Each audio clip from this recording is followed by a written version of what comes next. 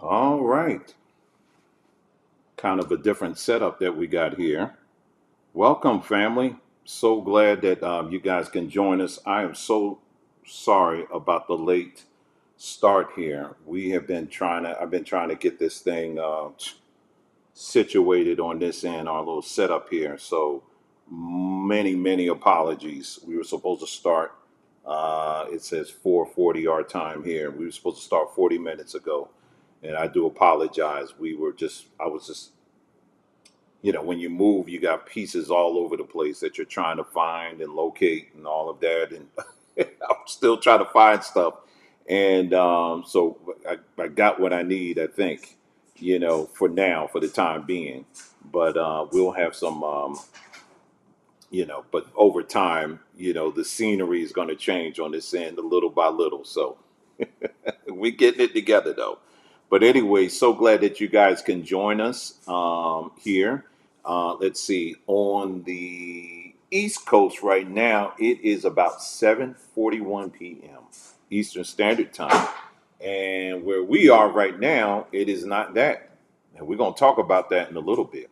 And where we ended up moving and why we moved. We'll talk about that a little bit. Um, let's see.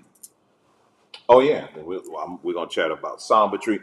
We're gonna catch you up on just about everything we can think of, because it's been a minute since we've been live. So that's what we're gonna be doing on this broadcast today. Okay, so let me see. I think I'll put on a little music on just to kind of get things. Let me see if I can figure it out here. See if my music thing still works here. Hold on. Oh, good. You fixed the mic.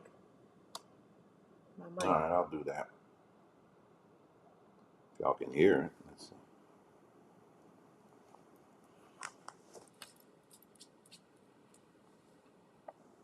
Let me see if y'all can hear this and hold on.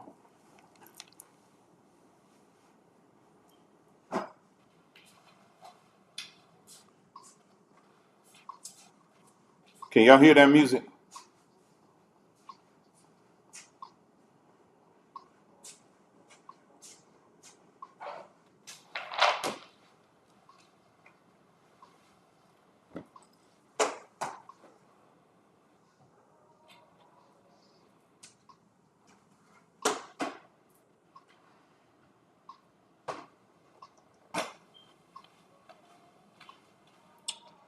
gonna call that.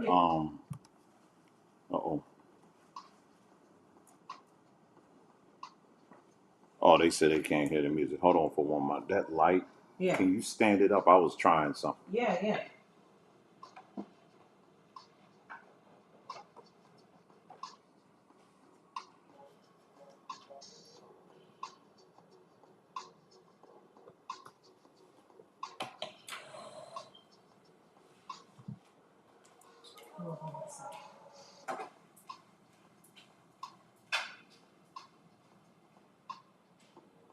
Oh, I know what it is.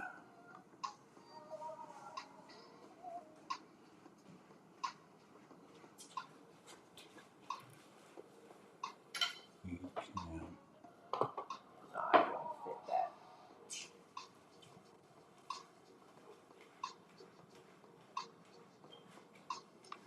Just give us a minute, family. We're still trying to get it. We already know about the music and all that, so appreciate that.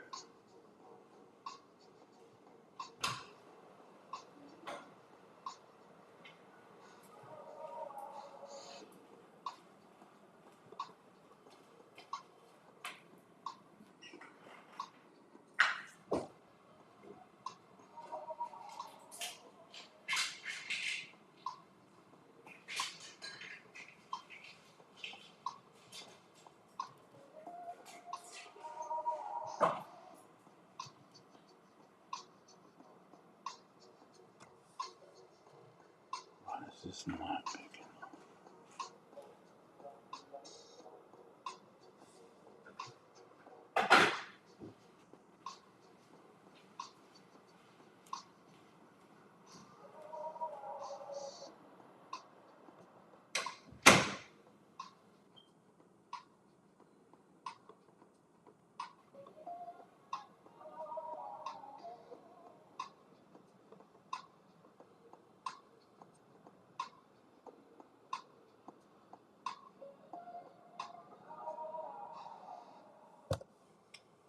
I'm gonna turn this off here. Hold on.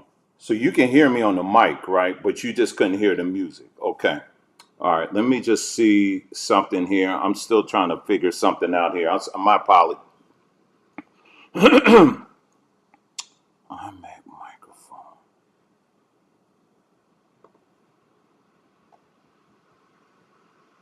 Oh, it's not even picking up.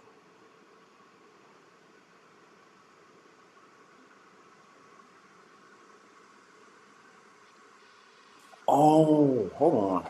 This thing.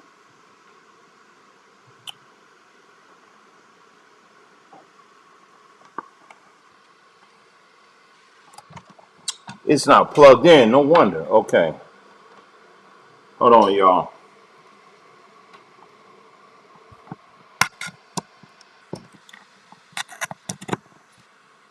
There you go.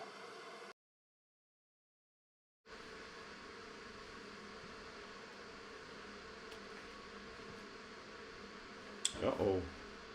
Let's see.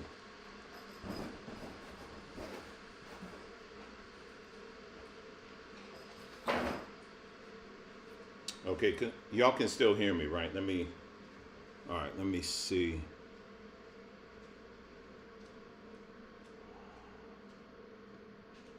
Yeah, hold on. There it is. Okay, y'all can hear me now. And I bet y'all can hear this.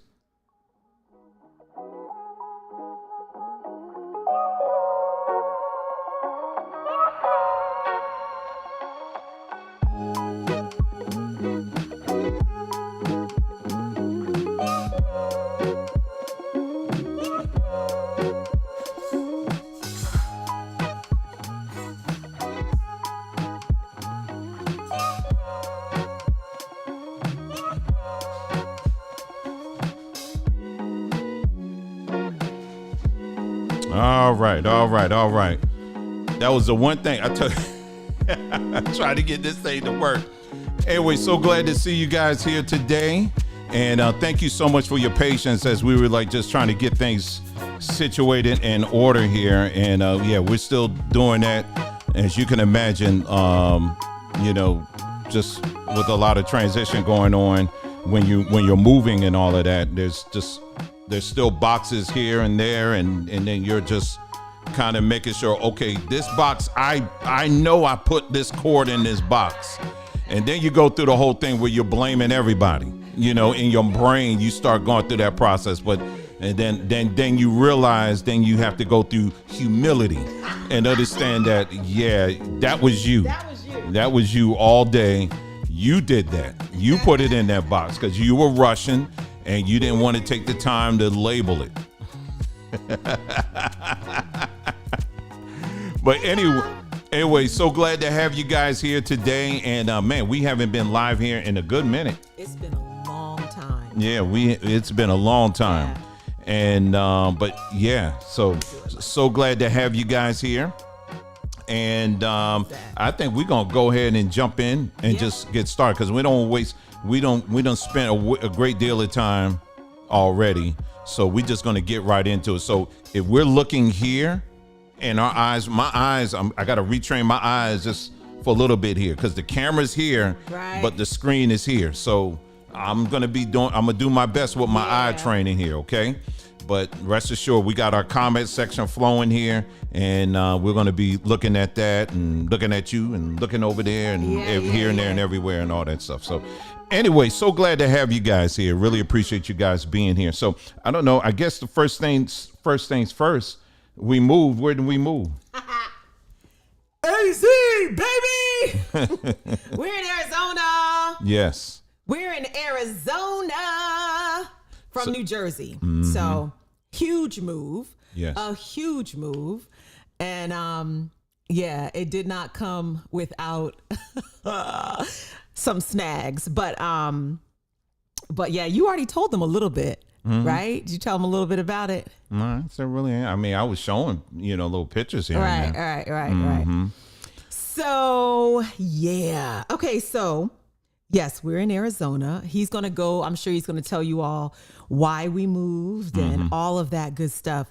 But just a quick rundown on the transit. the transit though. So we went to the airport. It was my daughter, Kitty, and I, right? And then the two men, my husband and son, drove. Okay. So we went to the airport. We got there early. We're like, we're doing good. We're doing good. Okay. And Overflow Enterprises says, so we knew. We're doing really, really good. Oh, you know what? I'm jumping in. We should probably back up to the why first. Do you want to tell them the why? Go ahead if you want. Okay, so basically, Dwayne came in the bedroom, and said to me, he said, "Hun, you know, I'm feeling like it's time for us to go. I feel like it's time for us to move west." And I was like, really? Because it had been in my mind that, you know, I feel like the time is kind of closing down here in Jersey, right? So I had already been feeling like, you know, I'm kind of feeling, you know, like I'm ready to move, but I didn't say anything. So he came and said, yeah, I think time's closing down. I think we should go west. And you know what? Dwayne, can you keep going? I'm gonna go and take care of that. Okay. That's what you hear beeping in the background. 1 second. Yeah, that's the kitchen over there. So I should have the camera follow over there. Anyway, so yeah, so for us, this is just for us personally. I mean, of course, there's a lot of reasons you can do a rundown as to the why, but for us, it was just one of the things that I noticed. This is just natural stuff.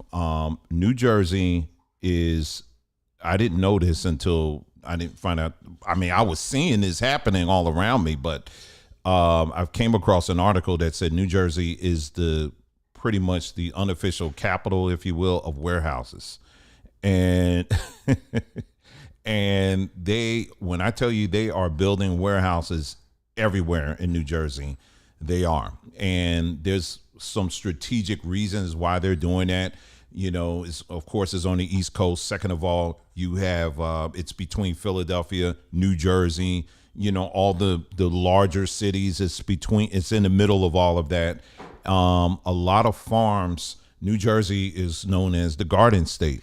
And so you have a lot of families that have farms for generations. Well, sooner or later, the children, after a while, they get to a point where they're like, you know what, I ain't trying to do this, you know. So you got investors that are coming in majorly, that are coming in, and is that a word? But anyway, they're coming in and they are buying land just wholesale.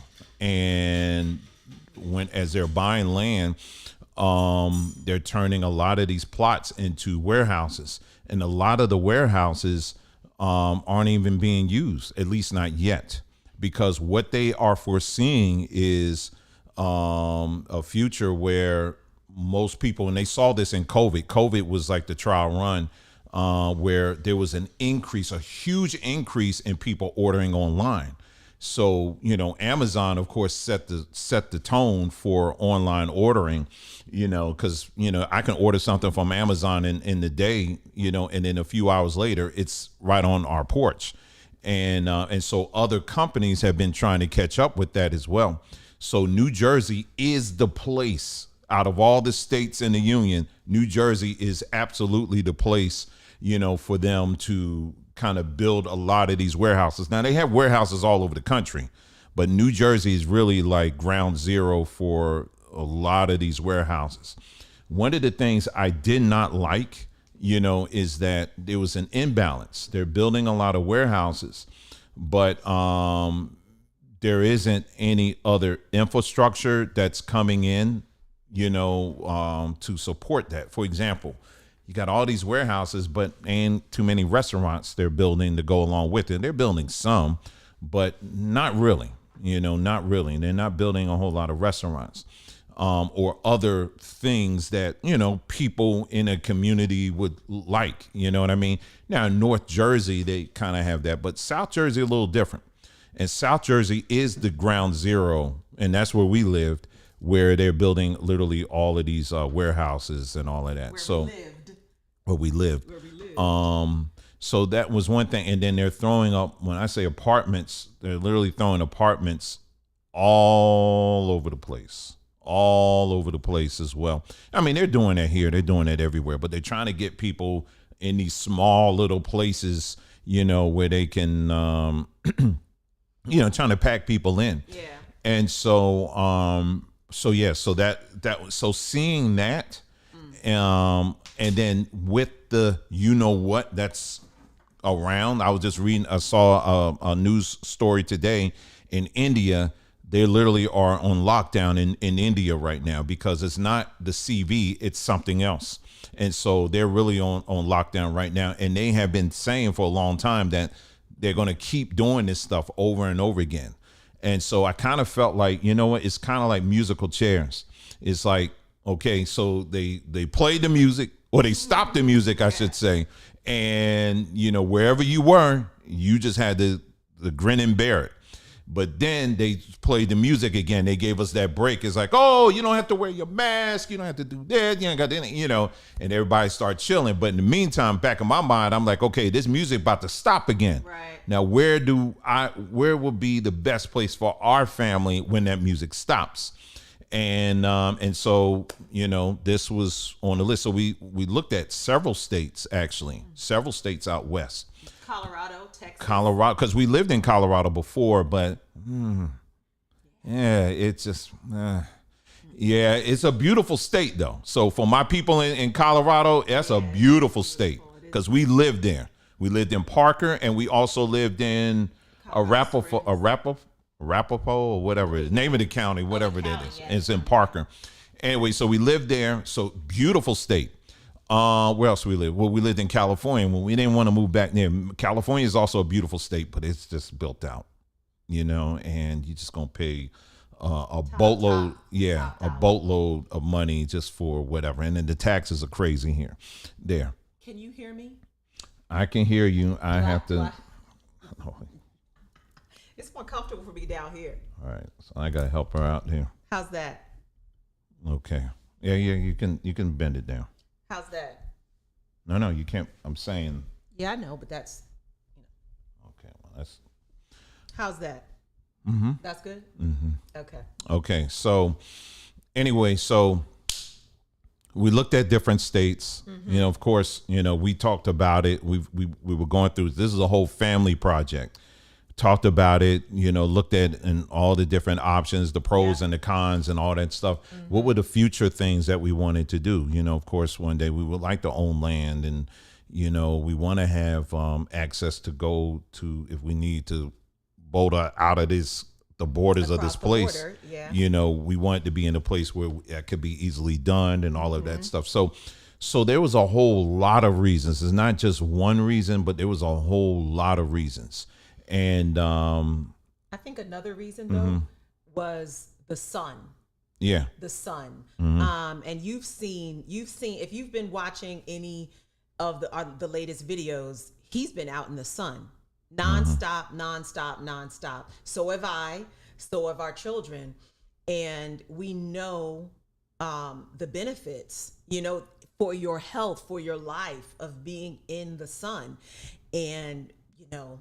What better state than Arizona? Mm-hmm. So, but what happened was, we were thinking about Texas. We were thinking about Colorado. We just weren't getting any kind of, you know, it just wasn't resonating and hitting us. And then one day, Dwayne looks. I'm walking down the steps, and he looks over down at me, and he says, "What about Phoenix?" I was like, it's hot. What? Mm-hmm. You know? And he said, I said, but you know, I'm game, you know? And we just kind of like let it sit for a while. And the more we let it sit and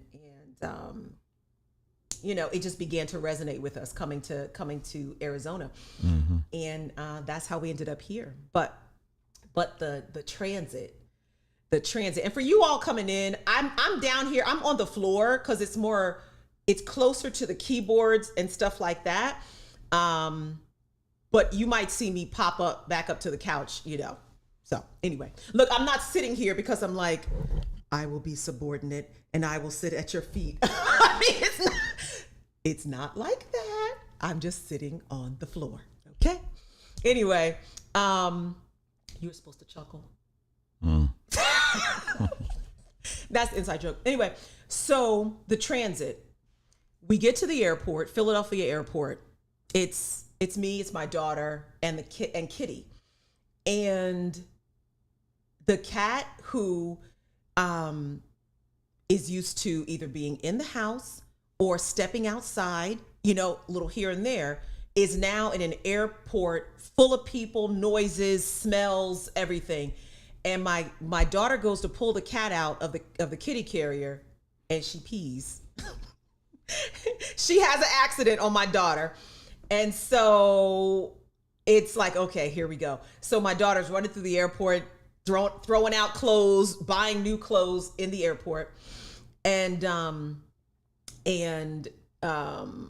we finally get on the plane. Long story short, it's a 4 or 5 hour flight. We get it. We're approaching Phoenix. Skies are clear, beautiful. You can see the city. You can see the lights in Phoenix. And we go to make the final descent. So the pilot is there, about to go in for a landing. And all of a sudden, those clear skies are now brown skies. Like they were the color of these pillows. Okay. Like it was dust. It was literally a cloud of dust. Little did we know, Phoenix was experiencing dust storms, lightning storms, and high winds, like 55-mile-an-hour winds. And so the pilot tries to land, and the plane is just going like, and I felt turbulence before. It's turbulence. It's no big deal. No, baby. This was some otherworldly, like on a roller coaster turbulence. Like it was crazy. And the pilot said, we're not going to be able to land in Phoenix. He had turned us around, tried again, couldn't land. And he said, we're going to have to go to Tucson. All right. Tucson's like, 2 hours away. We have a cat, right? So we get to Tucson, we land in Tucson, and I'm calling Dwayne like, okay, so we're either going to get a rental car and drive 2 hours or try to get a hotel with a cat. Long story short, we got the rental car. We drove 2 hours to Phoenix, walk into the house, right? Because we're in a temporary housing. We're in an Airbnb while we look at different cities and areas with, around Arizona to see where we want to settle down permanently. So we get to the Airbnb and we're exhausted. Like right now it's 4 a.m. East Coast time. So our bodies is still 4 a.m. We opened the door and it's 96 degrees inside the house. And so I'm like, okay, no problem. Let's just turn on the air. It's be good. We're good. I'm just like, oh, thank you. We're here. I go turn on the air 2-3 hours later. It's still 96 degrees. We try to go to sleep. We can't sleep. The next day we contact the person with the Airbnb. Come to find out the AC is broken. It's gone. Like there was a compressor went out. She finally got somebody out here, got it fixed, and we've been loving it ever since. But coming in for a landing, from the air and also into the house was something. But other than that, the moving process other than that was smooth. You know what I mean? Wouldn't you say? Yeah. And for us, we, like she said, my son and I, we drove, and we got turned around a little bit in Western Pennsylvania, because the path that I plotted out, or the GPS plotted out, I was not supposed to be seeing Pittsburgh from where I'm going. Right. And my son is driving. Next thing I know, it was like, the next few exits is Pittsburgh. And I was like, how did this even happen? I have no idea. I literally had no idea.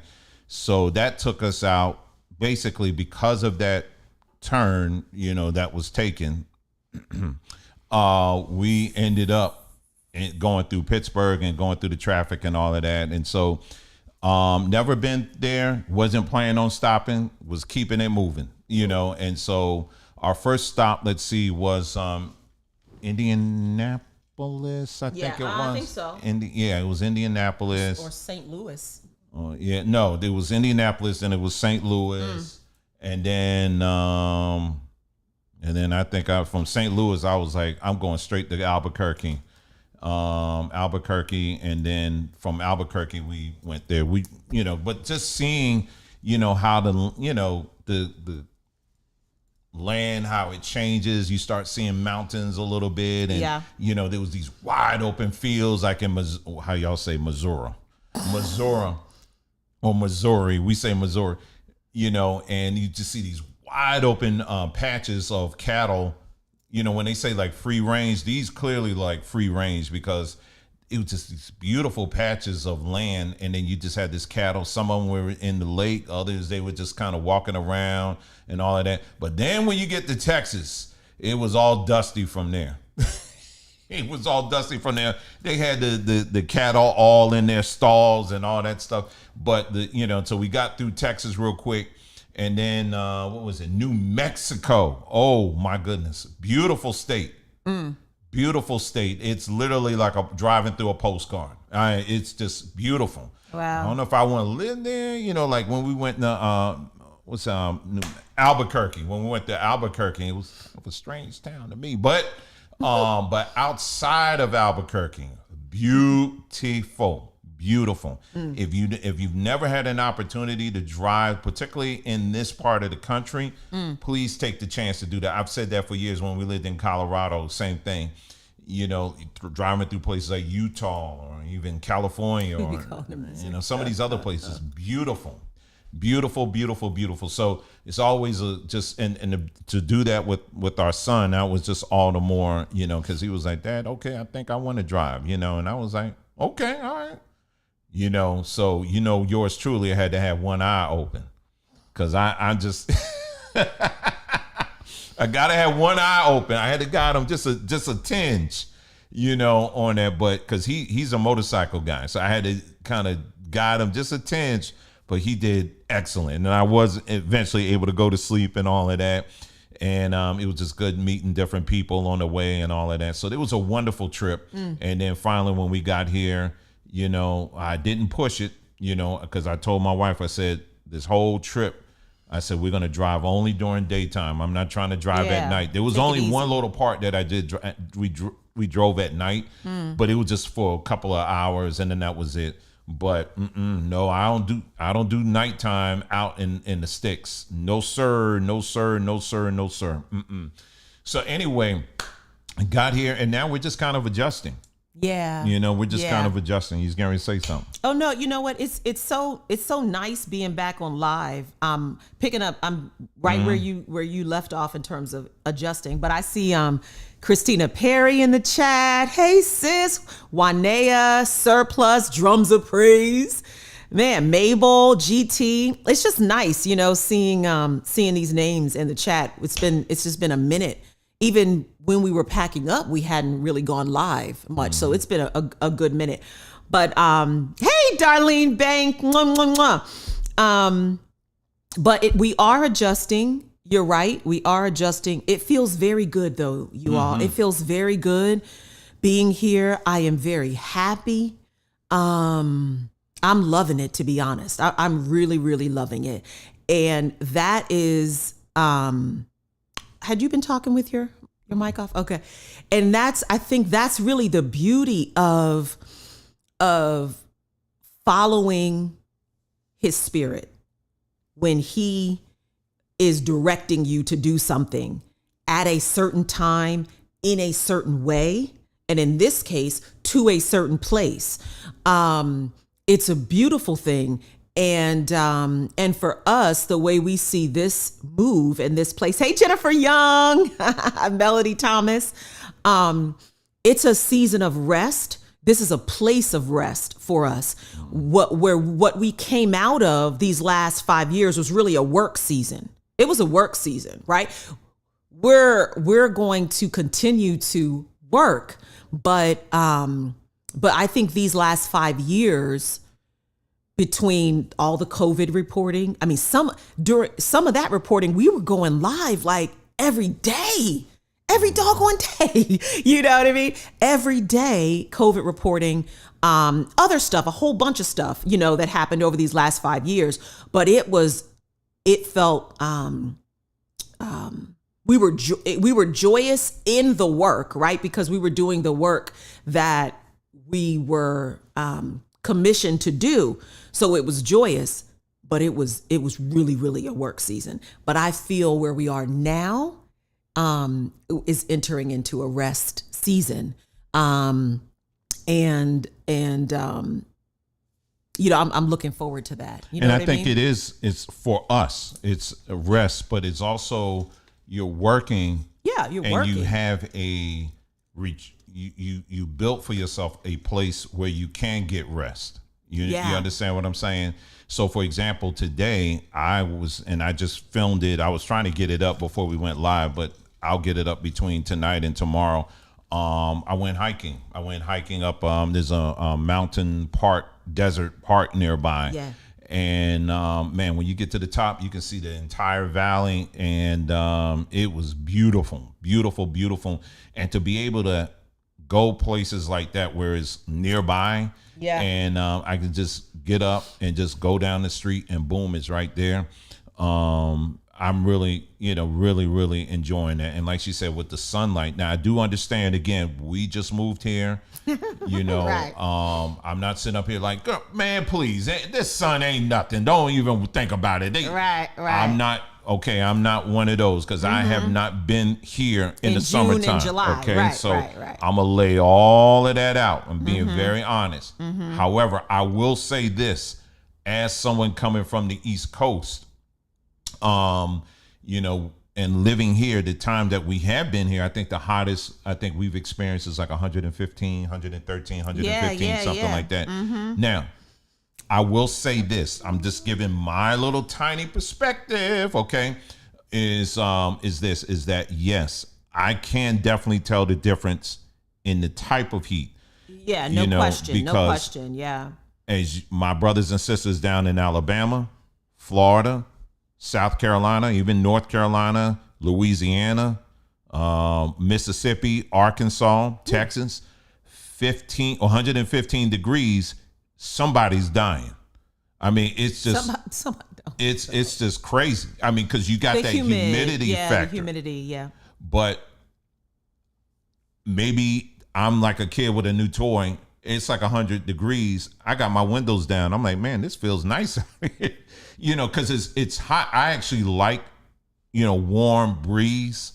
But, I couldn't do that when we were living in Florida. Ain't no way in the world I wouldn't have been able to do that, But between that, the sunlight, it is a bit more intense. I will tell you that. Yeah. It's definitely more intense out here. But I just love it. Yeah. That's the only thing I can say. Yeah. And definitely love it, and love all the different options that we have when it comes to, going for walks or whatever like that. So, and what they tell us is that, now we're in the cooler months. They said this is where it's the most, you really get to enjoy being outdoors and all that stuff. So, and I'm already starting to feel that outside too. So it's really nice, all in all. So that was this. So this was a decision that we made for our family, and also we wanted to get our children, who are adults now, we want to get them in a much better position so that they can go and launch out into the things that they are in school now to do. Both of them in the computer-ish field. And so we wanted to get them in a place where they can literally, once they're finished their studies and all that, they can literally just jump fold right into an environment where they can easily find something, and then they can move on about their lives. So so it was a lot of different check marks there that we were looking for our family. And so this is where we are. And like I said, again, we're enjoying it, and going to keep right on moving. So Well, moving along in life. I ain't moving along in life. Yeah, I ain't doing no more moving trucks for a while. Hey there, Rebecca Mardies and husband Ron. Love y'all very much. And Marisha Beach. Love you, sis. Love you, sis.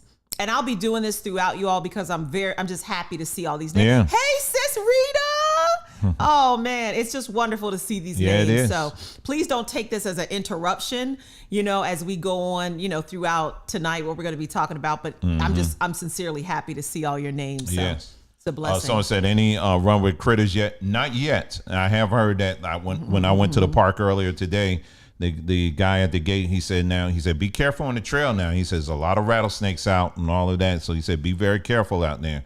I was like, okay. I didn't see any yet. And guess what? I ain't trying to look for them. So he said, the only advice he said I'll give you, he said, just stay on the trail. As long as you stay on the trail, you're good. But when you start venturing off that trail and want to start, let me take a picture next to this cactus. No. Right. I'll do a zoom lens. That's it. But I ain't going. Nope. I ain't trying to mess with because it's hardcore out here. These things out here, they got scorpions and all that stuff out here. Now y'all stay over there. That's it. And the number one thing that I am enjoying the most, guess what it is? Guess. The food? Well, yeah, that. But guess. Well, the sun. Ain't no bugs. Oh, yeah. Ain't no flying bugs. I ain't seen now one of them yet. Now, I've seen a few of them. Mm-hmm. Ain't no bug. The bugs, they just like, it's too hot. You go right on ahead and do you, brother. But ain't nothing flying in my face. Oh, God. Oh, if I could show you some of the unedited video of when we were back east. Oh my goodness. This man I'm just going all over the place. Mm-hmm. I'm like, is this the plague they were talking about? Maybe I need to do a video on this. Ain't nothing flying in my face or in my ear. And I fell down. I was like, I'm in the wilderness now. You know what? This man. Greg said, don't rub it in, sir. Oh, yes. I'm going to rub this in. I got to rub this in. But I tell you, I was like, oh, man. That right there was a huge selling point for me. Yeah. Huge selling point. Because I'm like, I could actually go outside and I ain't got to be dealing with like I said, again, when you get little bodies of water, it's going to attract certain flying things or whatever. But ain't like back, no sir. Right. No sir at all. So I know you all will be seeing more content from us outside. Just nature walks and places that we go and visit and explore, because this is all new for us. I mean, cacti and desert landscape. I mean, it's brand new. It's brand new, because even when we lived in Cali, it was Southern California. Not in the desert, you know what I mean? So I'm sure you'll be seeing a lot more content, definitely of him, and I'll join in every once in a while. And then outside. Yeah. And then also too, another thing we really like, are enjoying is, access to new products, if you will, or things that we're going to be able to offer. We're going to be offering on Samba Tree. The other day, matter of fact, we did our little investigation trip, if you will, and just finding other things that we're going to be adding to the website very, very soon. And we were just getting so excited because we were like, man, this just opens up so many doors of different things that we're going to be able to have access to, that we'll be able to add on Samba Tree and all that. So stay tuned for that, because we're very excited about that. And, because, we're also going to be looking in other places, and not just here in Arizona, but in many other places, even beyond these borders as well. And this puts us in a much better position to do that, where we'll be able to access things, where we'll be able to get a hold of that, and we'll be able to get that up to the people, so that you guys can have access to that as well. Is that something you texted to me? Yeah. All right, so let me bring something on the screen real quick here. Yeah, speaking of which, he's going to bring this up on the screen.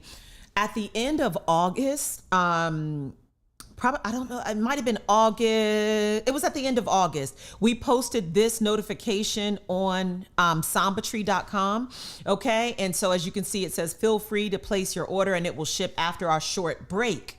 We will resume shipping 9/13 through 9/15. So we posted that up just so everyone would know, hey, we didn't say we're moving, right? But we just, hey, we're on break. And so there's going to be a lag with your orders. And we've got, when I say we've got stacks right now of orders that will be going out tomorrow.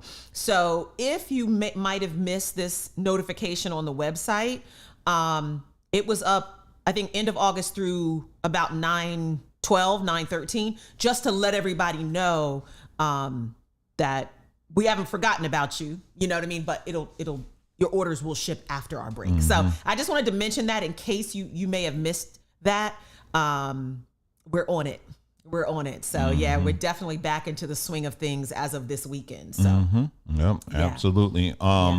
So I mentioned I may have to find somewhere you might have to order your grits and have them. No, I actually saw grits. They're with the influx of people from south of the border now, it's not going to say yellow grits. It's going to say polenta. So you see polenta, and I have seen that already. I've already peeped that out, brother. I'm way ahead of you on that because, I got to have my yellow grits. But yeah, I have that. And just a lot of great things there. And then we'll be kind of talking about it. We're also looking into starting a second channel or another channel where it will just be us going and looking at different food things that we're finding and travel.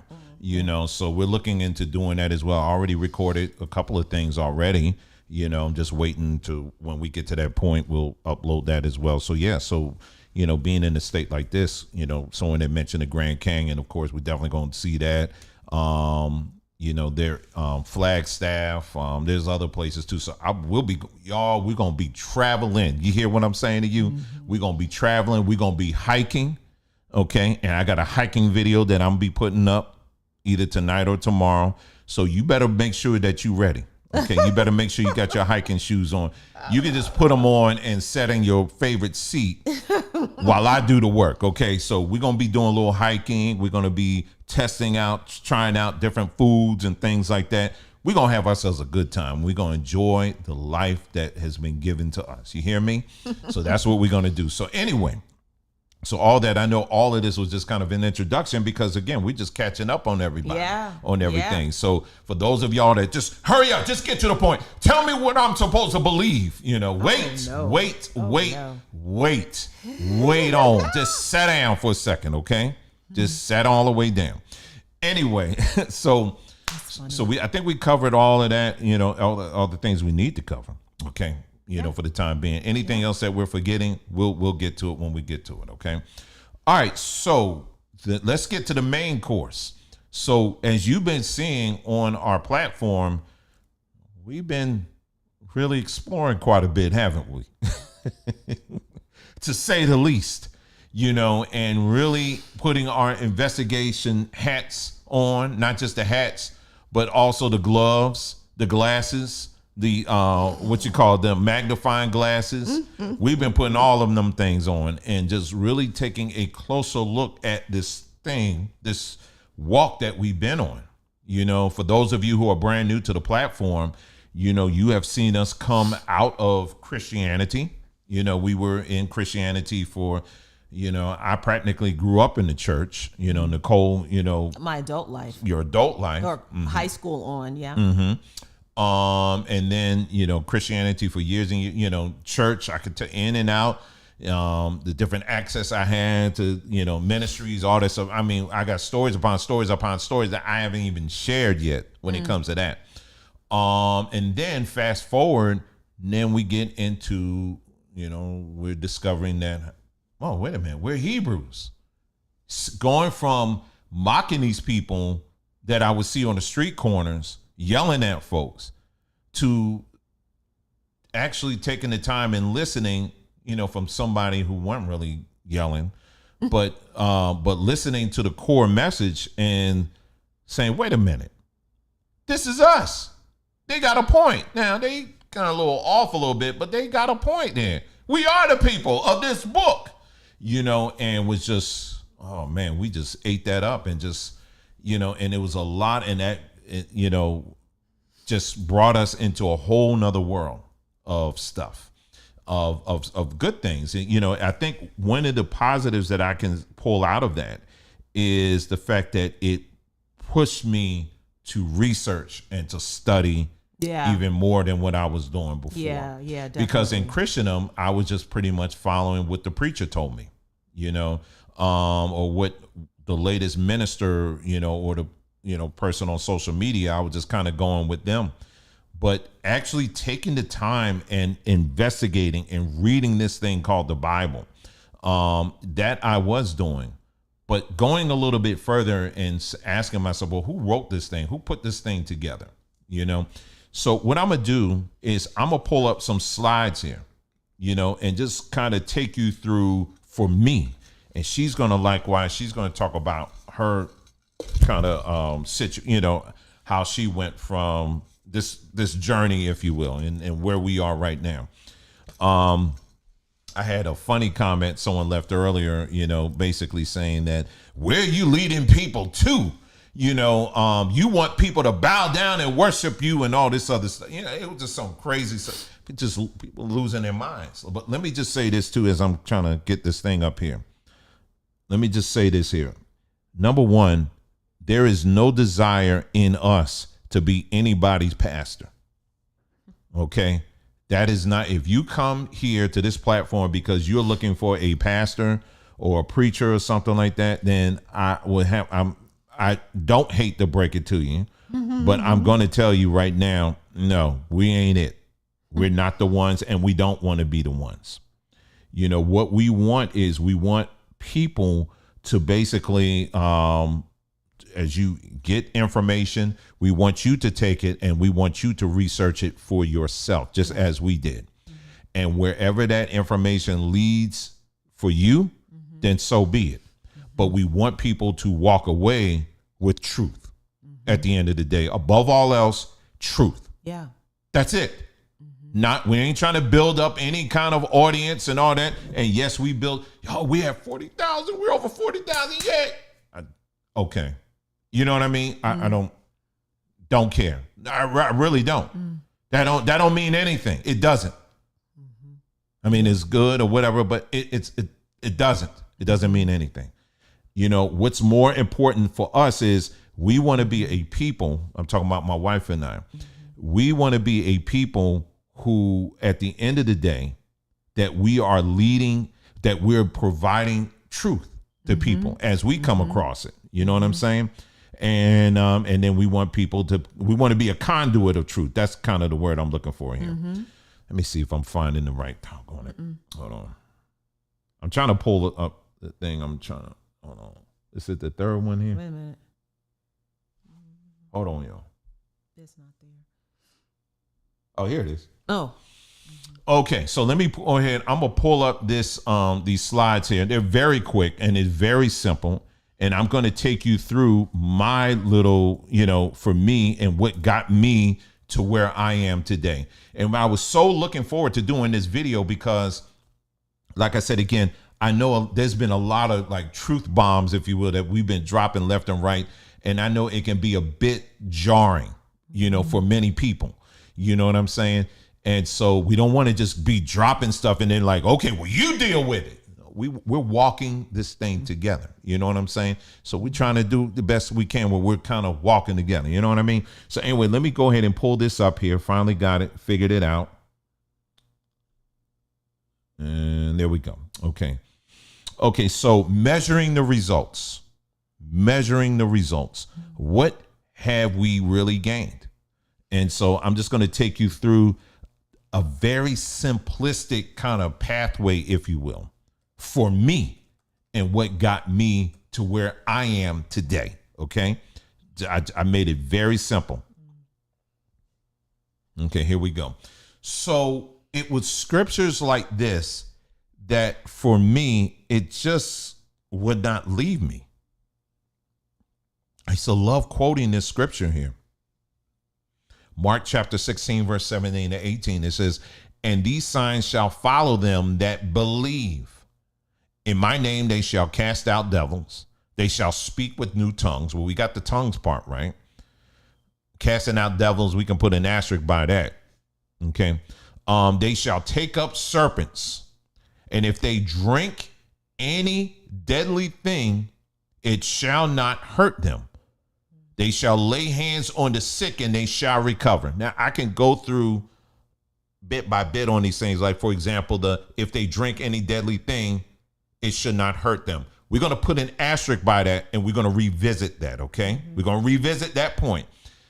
But for now, they shall lay hands on the sick and they shall recover. Now, I'm going to tell you why this scripture really sticks out to me, because we're going to put an asterisk by that part of it too. So as I began to reevaluate and really start paying attention to a lot of things that I was repeating, I started seeing not just one flag, I started seeing a whole lot of red flags, because I was like, uh-oh, wait a minute. Something ain't adding up here, because I'm not seeing this manifest the way it was promised. Okay, so let me just kind of show you real quick here. So, like, for example, and you've heard me quote this before, but I'm showing it to you again on the screen so that you can see it. Okay, so according to Pew Research, it talks about how Black Americans, and for our brothers and sisters on the, beyond America, this also can apply to you too, because if you look at on the continent of Africa, for example, very much Christianized in many areas of the continent. Same thing in the Caribbean, same thing. A lot Christianity is very heavy in these places. What you'll find here in America is that out of all the different people groups that are here in America, we as Black folks, we attend church and pray more often than all of them. So when it comes to prayer, when it comes to being faithful in church attendance, we beat everybody, according to Pew Research. So I'm asking myself, okay, if we are demonstrating that we're the most faithful to this book, what we call the Bible, then there should be a correlating results that come as a result of that. Right? I mean, this is just basic logic to me. So again, going back, I'm taking y'all nice and slow with this. So if this is the case, because I know I'm gonna have some people say, well, I got you. I know I'm gonna have some people say, well, yeah, many of our people go to church, but they ain't really faithful. You still got Black folks out here that go to church, but they got some mess going on. They ain't really being honest and all. Whoa, wait a minute now. There's a whole lot of white people that go to church. Not as much as we do, but yet they own all the banks. They running most of the businesses. They own a lot of the land. They doing pretty well, aren't they? And they don't even go to church as much as we do. So again, it needs to correlate. The promises in that book need to correlate to what we are experiencing as a people. This is just very simple logic for me. You understand what I'm saying? So if we're going to go there and say, well, because Black people this and Black people, we ain't doing this and we don't really mean it. Well, look at the people who don't have go. Why does it seem like they're doing way better than we are? Now, before someone else goes there and says, well, because we're cursed. Let me just say this too. Let me say this loud and clear. As a people, we are not a cursed people. I want you to stop saying that. Black folks are not cursed. And I'm going to say that one more time. We are not a cursed people. Any cursings that come about is because of what we have pronounced on ourselves. But you are not a cursed people. You're not. Because again, we did a series called Who Told You That? And we had to go through that. But anyway, but you are not a cursed people. No, you're not. And it always would puzzle me when I would hear people say on winning, because the same Bible that people will pull from and say, well, it's because all the curses, Deuteronomy is all the curses. But the same Bible basically will talk about, we just read, they shall lay hands on the sick and they shall recover. So that don't sound like a cursed people to me, does it? So how is it that we're a cursed people, but the same Bible saying they shall lay hands on the sick and they shall recover? That does not sound like people that are cursed to me. So there's something that ain't adding up. And more of these people out here running their mouth don't want to address that conflict. But anyway, I don't want to spend too much time on that because Nicole, she got things she want to share too. Another thing that I noticed was this. I said the divorce rate / unhappy marriages amongst people who embrace the Bible. I was seeing a lot of our people, again, keeping in mind that we have been attending the churches the most and praying the most and all this other stuff. But why is it that we're seeing many of our people who have committed their entire lives to this book? Why are we still suffering with bad marriages? We should have the best marriages on earth. Let me say that again for the people all the way in the back, okay? We should have the best marriages on earth. Yeah. And for those who are in the hand sign stuff, okay, I ain't rocking with nobody, okay? I'm just using my hands, okay? Just to be clear. Because I know we got some people, I've been very aware of all of that. So if you see me scratch my head, it's because my head is itching. Okay? That's all it is. Ain't nothing else to it, okay? So let's settle that right now. So anyway, looking at these marriages, we should have the best marriages, period.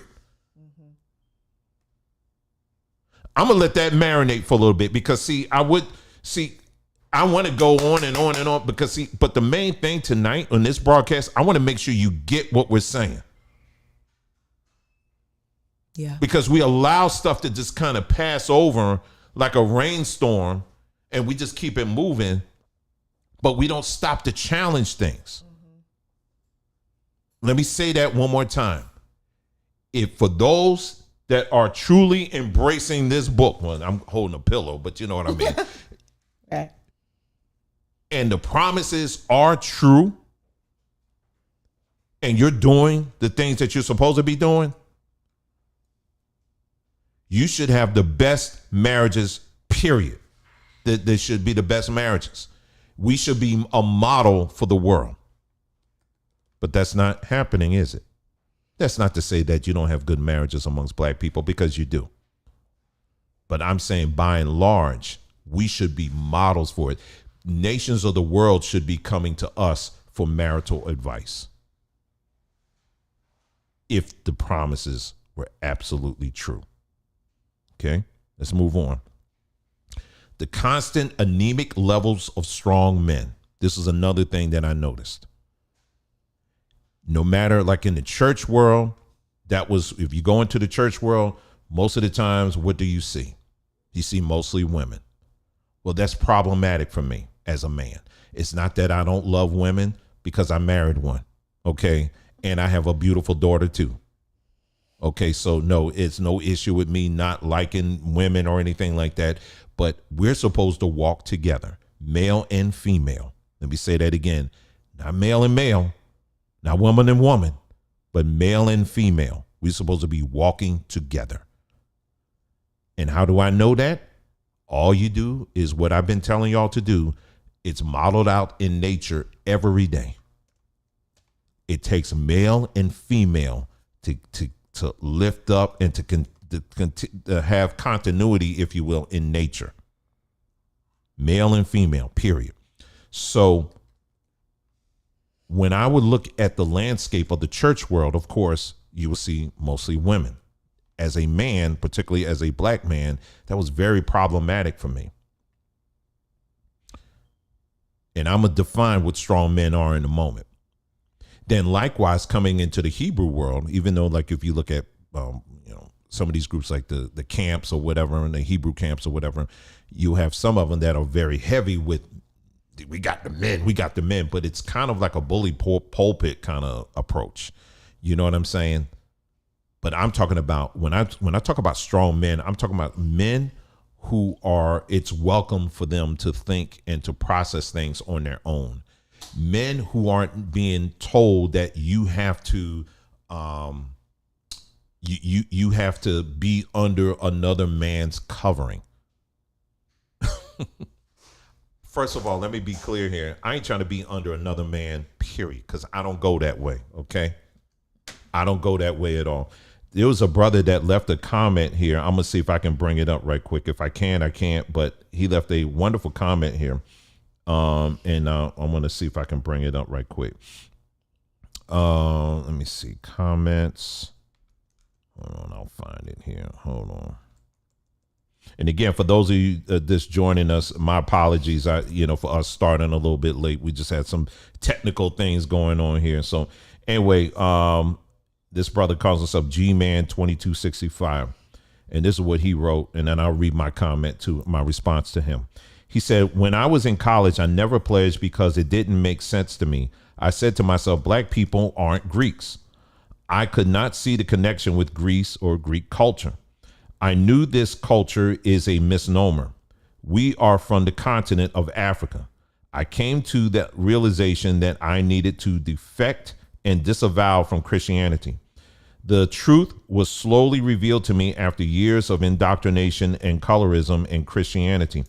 It doesn't make sense for a personification of a Caucasian man to be a savior of humanity. It doesn't add up to make sense. Perception is paramount when indoctrinating cultures. Critical thinking skills caused me to reevaluate my belief system. It was difficult because brainwashing can be challenging to undo. And I said, just basically, bravo. And I said, this is exactly why Christian/church/Bible-based spaces are anemic when it comes to strong men. Churches may have quote unquote men's groups or quote unquote men's fellowships, but they teach men how to be compliant to a leadership that has done nothing but build a church building with your money, teach what you already know, the same scriptures every week, and demand that you as a man are under their authority, male on male covering. And so there are many people out there that are starting to realize this, that wait a minute, this ain't adding up. And one of the things I told my wife, we were just kind of going over things last night, what we're going to talk about today, I said is this: if you as an individual take the time and you actually do basic investigation on what they call the Bible, I guarantee you will walk away with more questions than answers. I'm going to revisit that statement in a moment here, okay? I'm going to go ahead and finish here in a moment, but let me go ahead and continue. I told you this cat always, she just shows up. Now she got a little stage here. But anyway, Church 2.0. This is another thing that I saw. Church 2.0. This is all I saw in the church world. Then when I come into the Hebrew world, this is all I was seeing for the most part. Have a difference of opinion? Here they come. Here they come. They're gonna send you ain't part of the, what was the number they said, 144,000 or whatever. You ain't gonna make it in. And every other, we're gonna attack you. We're gonna tear you down. We're gonna do this or that or whatever. I knew he was always a little off anyway, based on what he was saying. Who is he praying to and who is he talking about and all this stuff? And Church 2.0. Oh, we have a lot of stories that we can go on with that, but I'm not going to waste the time. But basically, I know we're not the only ones that have seen this and experienced this. Basically, coming to the Hebrew space is church all over again. Same attitudes, the same fighting, the same arguing, the same bickering, and the same this, that, or whatever. It's the same stuff. And I was like, wait a minute. If we're coming into the truth, this shouldn't be an issue. Because again, back in my mind, I'm going back to this. They shall lay hands on the sick and they shall recover. You can't do that if you don't have any sense of unity or community. You can't, that ain't going to happen. Let me go back here. So another one, a hatred for Africa. This is a big one for me. When we got into, again, as we started kind of digging in the Bible, and we started looking in the Bible and, and started saying, wait a minute, I'm seeing traces of Africa up in here. It ain't, if you really look at it, it's there. And to this day, I still say, yes, it is. Because when you start really studying the people who put together the Bible, when I tell you they literally went all throughout the world and put pieces of different cultures all in it. This is why you got people all over the world that can look at Jesus and say, you know what? He reminds me of the prophet in India, or he reminds me of this person, because they put all of this in this gumbo, the spiritual gumbo and they're still adding to it to this very day. That's why they keep coming out with all these different translations, because they got to make it relative to everybody that's out here so everybody can fold in. So you're going to find Greek culture, you're going to find Roman culture, obviously. You're going to find Mesopotamian, you're going to start finding little traces of Africa in there. You're going to find traces of, people in these natives and the islands and stuff like that. You're going to find all of that in there. That's what these missionaries, these Christians were doing when they were going out to these different places. They were literally gathering information, intel, and say, how can we fit this in the Bible when we come out with the next version? So that when we fully convert these people, they'll be able to look at that Bible and they'll be able to see themselves in it. When in reality, it ain't, we just making it up as we go. It's our mythology. But anyway, this is a hatred for Africa. Now, don't be fooled. Let me say this very clear to you, because I'm seeing a lot of Negroes now, especially in the Hebrew space. Now, all of a sudden, they got a love for Africa.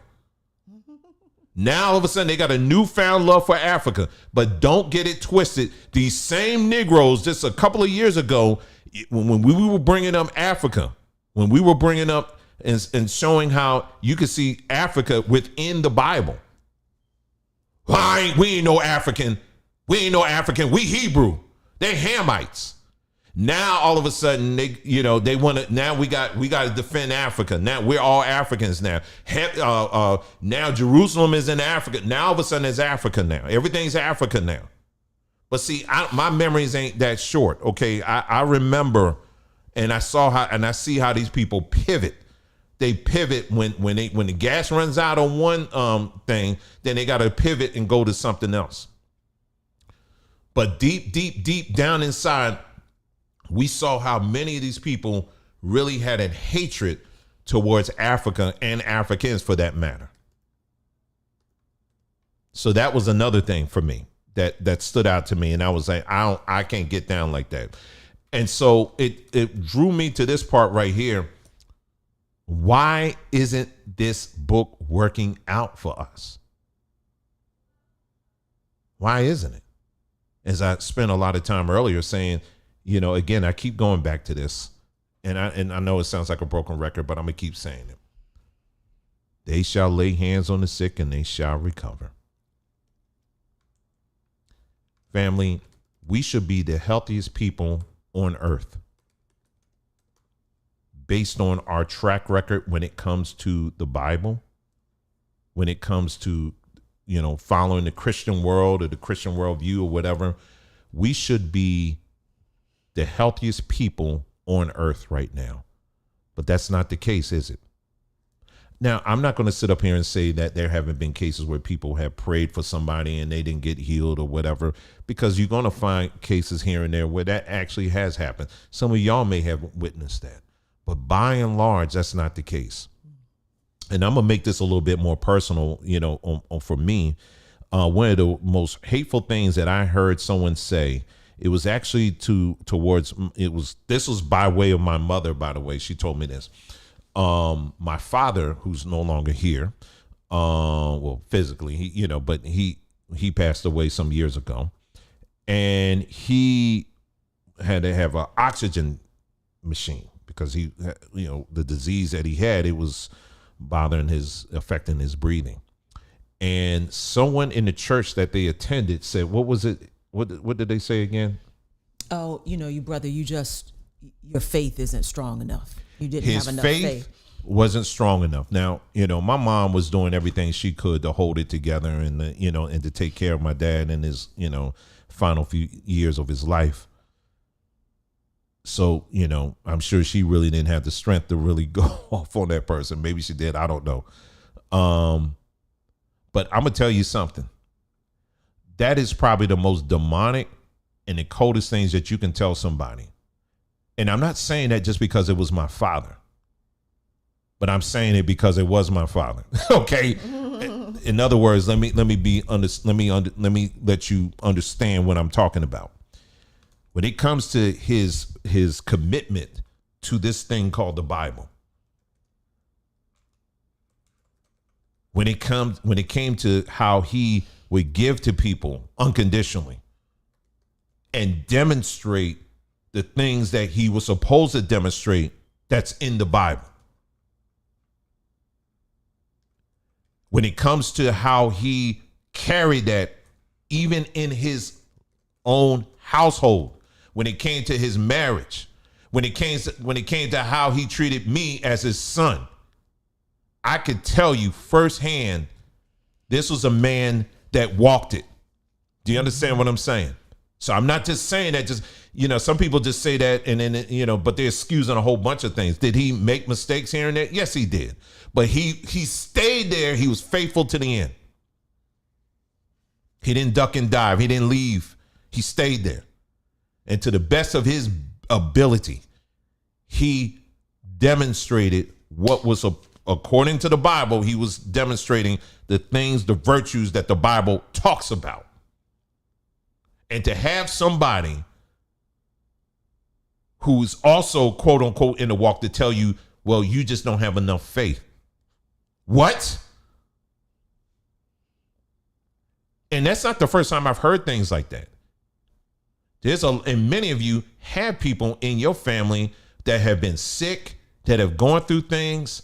Some have even died. And then what do we say? We've gotten so used to saying, well, honey, hey, listen, the Lord needed another person in this choir. When are we going to see this choir? I'm sorry, because every time I turn around, if it's a singer that dies, he needed another choir member. Maybe it's because you eat the things you ain't supposed to eat. Or sometimes it is just that time that life comes, and then when it's time for you to go away, it's time for you to go away. Sometimes it's just death. Death just comes. You know what I mean? But there's other times when it's things that can be prevented. You understand what I'm saying? But we don't like talking about that. We just say, honey, hey, listen, we just push it into the spooky realm. Do you understand what I'm saying? When was the last time have you witnessed or know about anybody going into the hospital, laying hands on somebody that was sick and told them, rise up, get your bed up and walk. You don't need that medicine anymore. You are cured in the name of Jesus. When was the last time did you see that happen? When was the last time did you see somebody go into a morgue and in that morgue basically walked into the morgue? There's a whole bunch of dead people and say, all y'all gonna be raising up today. All y'all coming up out of here today. When was the last time you saw that? Come on now, real talk. When was the last time you saw that? You and I got people in the grave right now. How many people in your family, including you, went up there and spoke whatever words that need to be spoken and they got up out of the grave? When was the last time that happened? I could take you to some graveyards in Philadelphia right now where it's child. It's one of the most saddest things that you ever want to see is a whole rows of children that have died because of maybe they got shot. Most of the time it's because they got shot. How many people that follow this book had the power to go to those graveyards and say, right now, come on, rise up, get up? It don't happen, does it? So instead, what do we say? Well, the Lord needed another child in his daycare center. Well, maybe it's just their time. When are we going to stop the foolishness and stop making excuses for this book? See, here's the thing. If I get a product, see, a lot of us, we are more, we hold Amazon more accountable than we do than the Bible. See, Amazon, when you get a product and it's not what is advertised, we'll be the main ones that get right in that comment section and be like, nah, it ain't what they said. No, the picture says this, but in reality, no, it ain't it. Don't get it. But when it comes to the promises in the Bible that promise life, healing, resurrection, well, hey, listen, he had other plans. You know, hey, some things are just a mystery now. We have to stop the foolishness. And we got to start asking some questions. It's only logical. You understand what I'm saying? So I know I'm going here. So this is exactly what we did. So, or doing. So we said, we're going to start investigating this thing. We're going to reevaluate this book. Top down. We're going to reevaluate it on our own. We'll make videos and stuff as well so we can show people what we're doing, and whatever people want to do, you know, is up to them. You know, we're going to lose some people, so be it, but we're going to ask some questions. We're going to ask some questions. And I'm going to tell you too, you know, when we started Samba Tree, it really brought to light just how many of our people are sick and not seeing the promises as is coming to pass. Now we're seeing people, you know, who are taking herbs and making changes to their lifestyle and all that. Now we're seeing results on that point. You know what I mean? But to just walk into somewhere in an insane asylum and lay hands on somebody and all of a sudden they're sane now, I haven't seen that. And there's a lot of our people, unfortunately, that got mental issues. That's a whole nother story here. Okay. So what we did, and I'm pretty much done here, is we just started, I said, understanding that the Bible is not a Black history book. I'm going to say that again. Understanding that the Bible is not a Black history book. It is not a Black history book. It is not your book. This was a book that was given to you by your oppressors. They gave it to you. We didn't come over on a slave ship with a New Testament in our back pockets. We didn't come over on the slave ships with the whole Bible or the Torah, you know, and writing and saying shalom to the slave masters.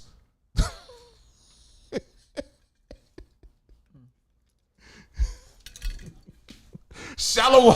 Hey, Miss Wakar, come on it. We weren't saying any of that. Okay, so no. So yeah, all these people out here that are teaching you that, there is no historical truth to that at all. They were not saying that.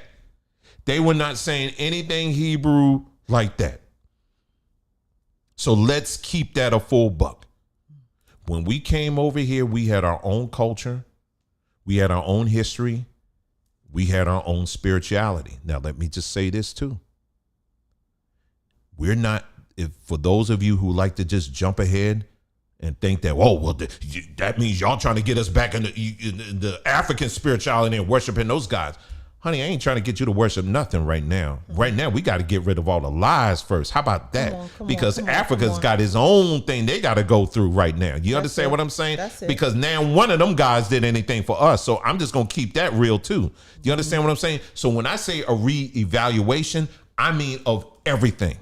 It's going to take a lifetime to go through all of this stuff. Do you hear what I'm saying to you? I hope you got it. Yeah. So we got to reevaluate all of this stuff. Yeah. Right now, we're starting with the Bible because the Bible is the one that was the most prominent and the one that enslaved us. So anyway, so we did the series that you see, all these different series and stuff that we've done here, re-examining what we've been told, a closer look at the Torah, the whole history of the Torah. Where did that actually come from? Where did the word Torah come from? All of that. Who told you that? Circumcision. We talked about that, where circumcision actually originated. It did not originate in the Bible. Circumcision is a practice that goes beyond the Bible. It predates the Bible, and it's a practice when you look at it from a medical standpoint and a psychological standpoint, it is extremely damaging to men. We've already accepted the fact that it is damaging to women because you have, female circumcision too. Well, yeah. So all over the world, that's kind of an understanding. You don't circumcise the women. But I'm here to tell you, once you take the time and investigate what circumcision, what it actually does from a medical, a physiological, psychological standpoint, it is one of the worst things that a man can experience and go through. And we talked about all of that. We looked at all the facts.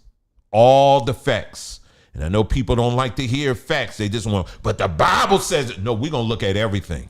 We're going to look at it, the history that predate the Bible.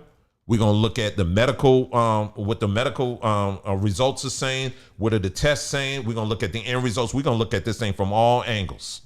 And that's exactly what we did. Who's the real Moses? We talked about that. That was a short series in of itself. And then the one that's ongoing right now is who in the L are you following? And that's what you're seeing it's just constant. It never ends. You're going to, in the Bible, you see it's a hodgepodge of mostly Mesopotamian gods, goddesses, deities, all kinds of stuff. There are things, family, I haven't even gone into yet. I have to slow down. I have to intentionally slow down because it's just too much.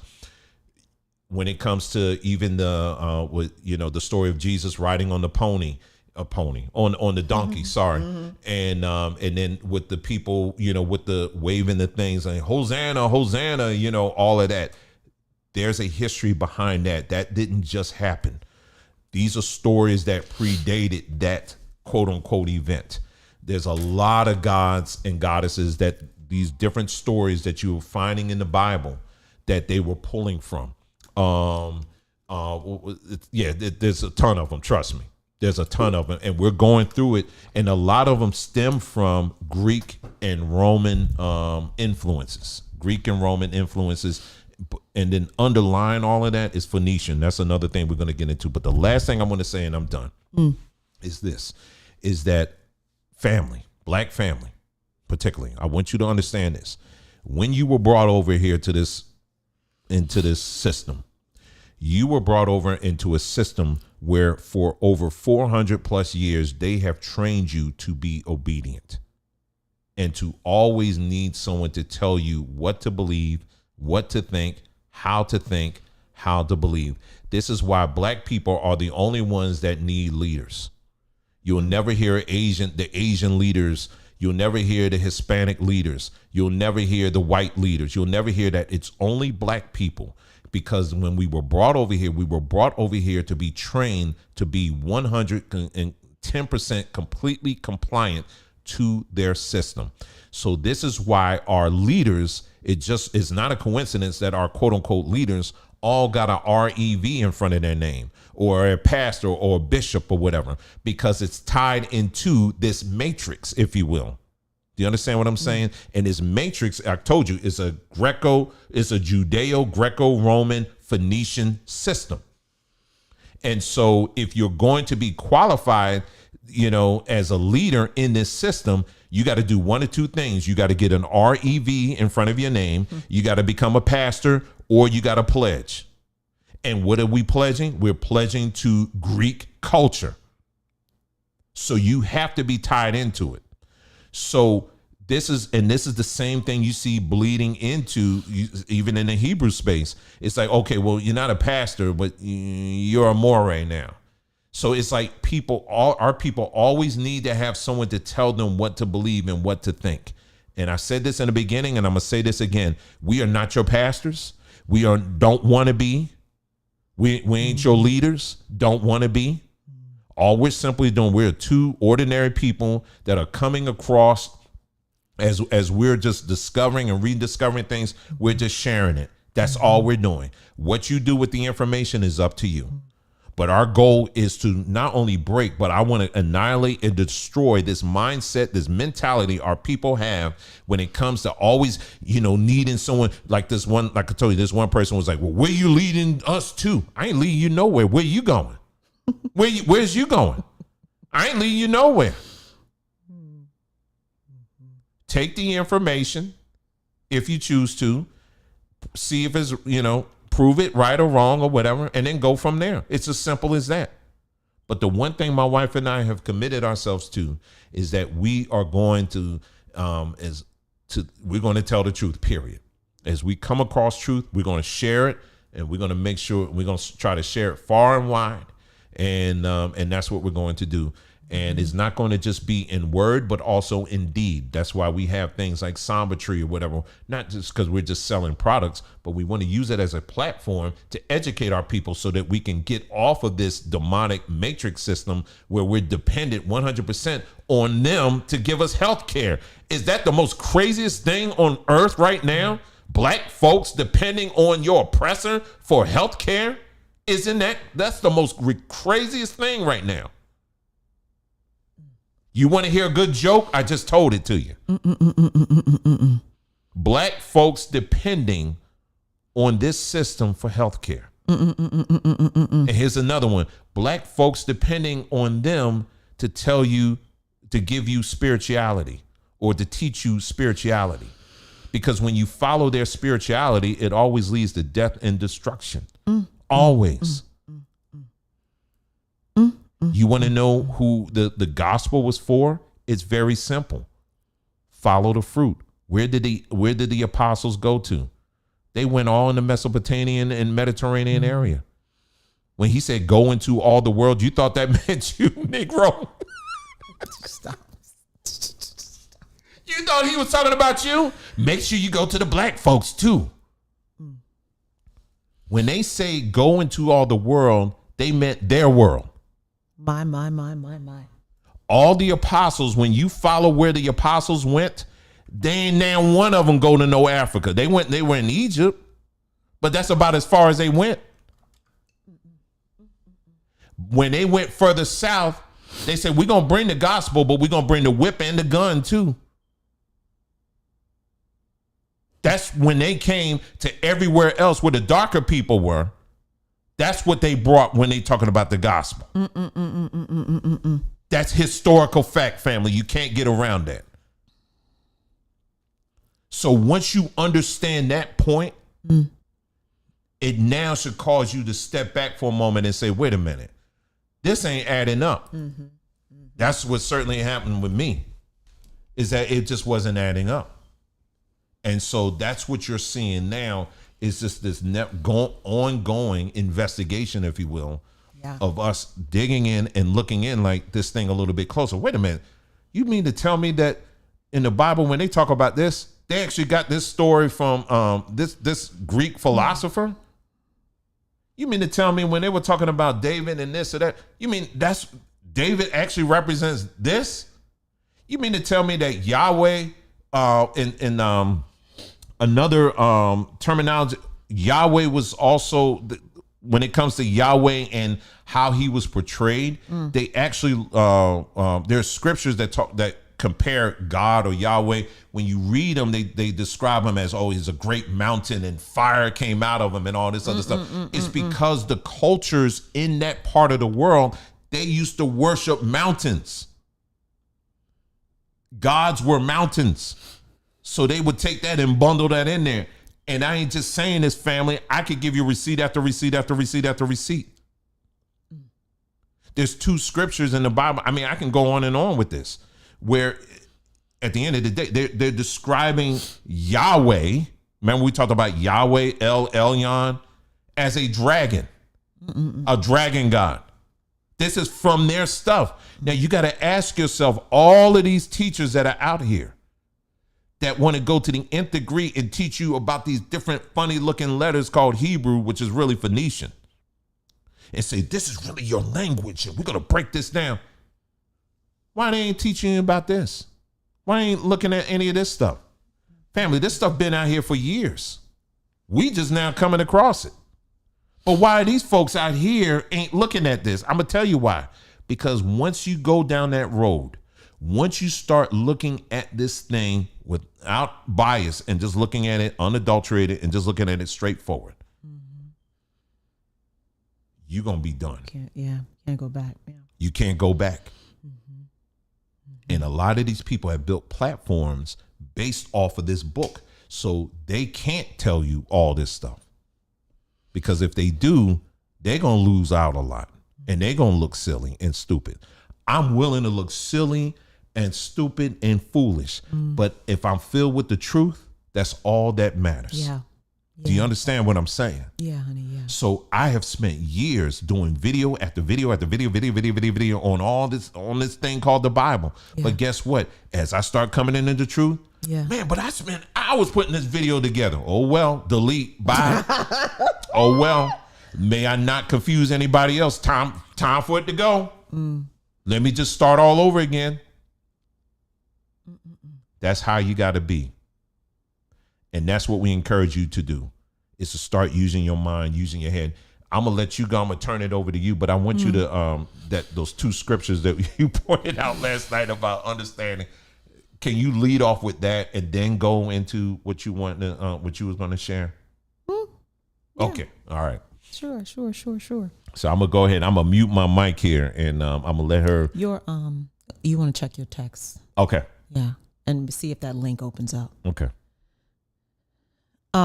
We were just discussing last night, and mine is going to be short, you all. I'm just going to show you some of the things for me that were they were benchmarks. They were very just glaring indicators that something is wrong. Okay, with this book I've been following my entire adult life, and just take maybe the last link. See if you can open that. And I'm just going to show you a few. And literally, it is just the tip of the iceberg. The tip of the iceberg, because we'd be here all night and still, wouldn't be able to cover everything. All right. So I'm just going to show you a few things. But before I do that, Dwayne and I were talking last night, and he brought up. Yes, sir. Yeah. He brought up the scripture about lean not to your own understanding. Right? Lean not to your own understanding. And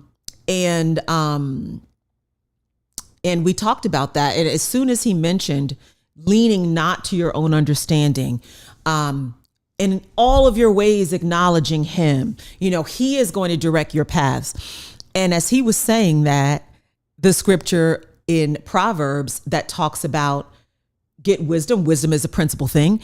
But in all of your getting, get understanding. And the text continues to talk about how wisdom and understanding, how it will bless your life. This talking to this son, this father talking to his son, giving wisdom, and how it will bless your life, and how you need it. You must have understanding. You must have it. And we just talked about how last night we were just talking about, I guess how it's ironic, right? That I am to lean not to my own understanding, but yet in all my getting, I'm supposed to get understanding. And we talked about how in communities of faith, that scripture, lean not to your own understanding, in so many ways, in communities of faith, we use that scripture and any type of offshoot thinking from it to explain away things that do need to be questioned or things that need to be investigated. So whether it be the job that you didn't get, whether it be the opportunity that you missed, whatever, the person that comes to you and says, listen, baby, lean not to your own understanding. His ways are higher than our ways. His thoughts are higher than our thoughts. We can't explain everything. You just have to trust him. But in actuality, you didn't get the job because you were late to the interview and you were ill prepared. in other words, what I'm giving you an example. What I'm saying is having that person to evaluate what got me here. Why did this occur? You may not be able to explain everything, but there are certain things, certain situations where we have to take accountability. We have to inspect. We have to ask ourselves the hard questions before we just label it as hey, I may not understand this, but God knows. Do you understand what I'm saying? That's what, we were talking about last night, and how, in many ways, coming out of the church, I can't speak about Islam, or any other religion. That's not my experience, right?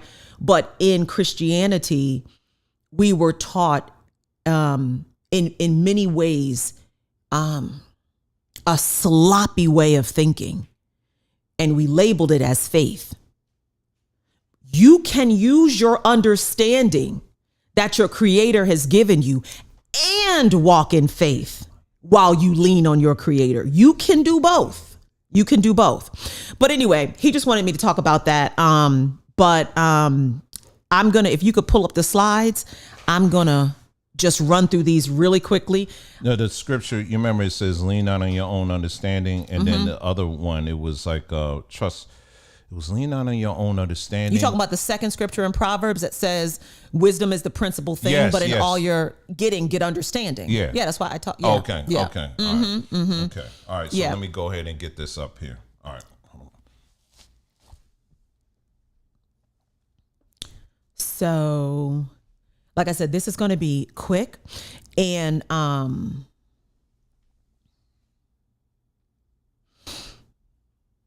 these slides that come up, let me say this. This is not a teaching that I'm about to do at 9:15 East Coast time. This is not a teaching. It is not. What these are, like I mentioned, these are simple little bullet points, if you will, from the Who in the L Are You Following series, from a few other series, re-examining what we've been told. All of these videos are on BondTube. And these are just a few points that for me were just like, whoa, this ain't it. He's bringing it up.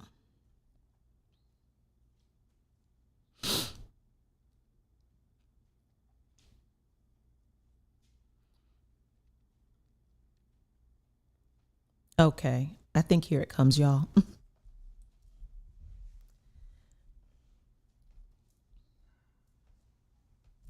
All right, so the as he's getting that up, the thing that continued to just roll around in my mind, again, out of the church into this kind of Hebrew Israelite construct, and the thing that continued to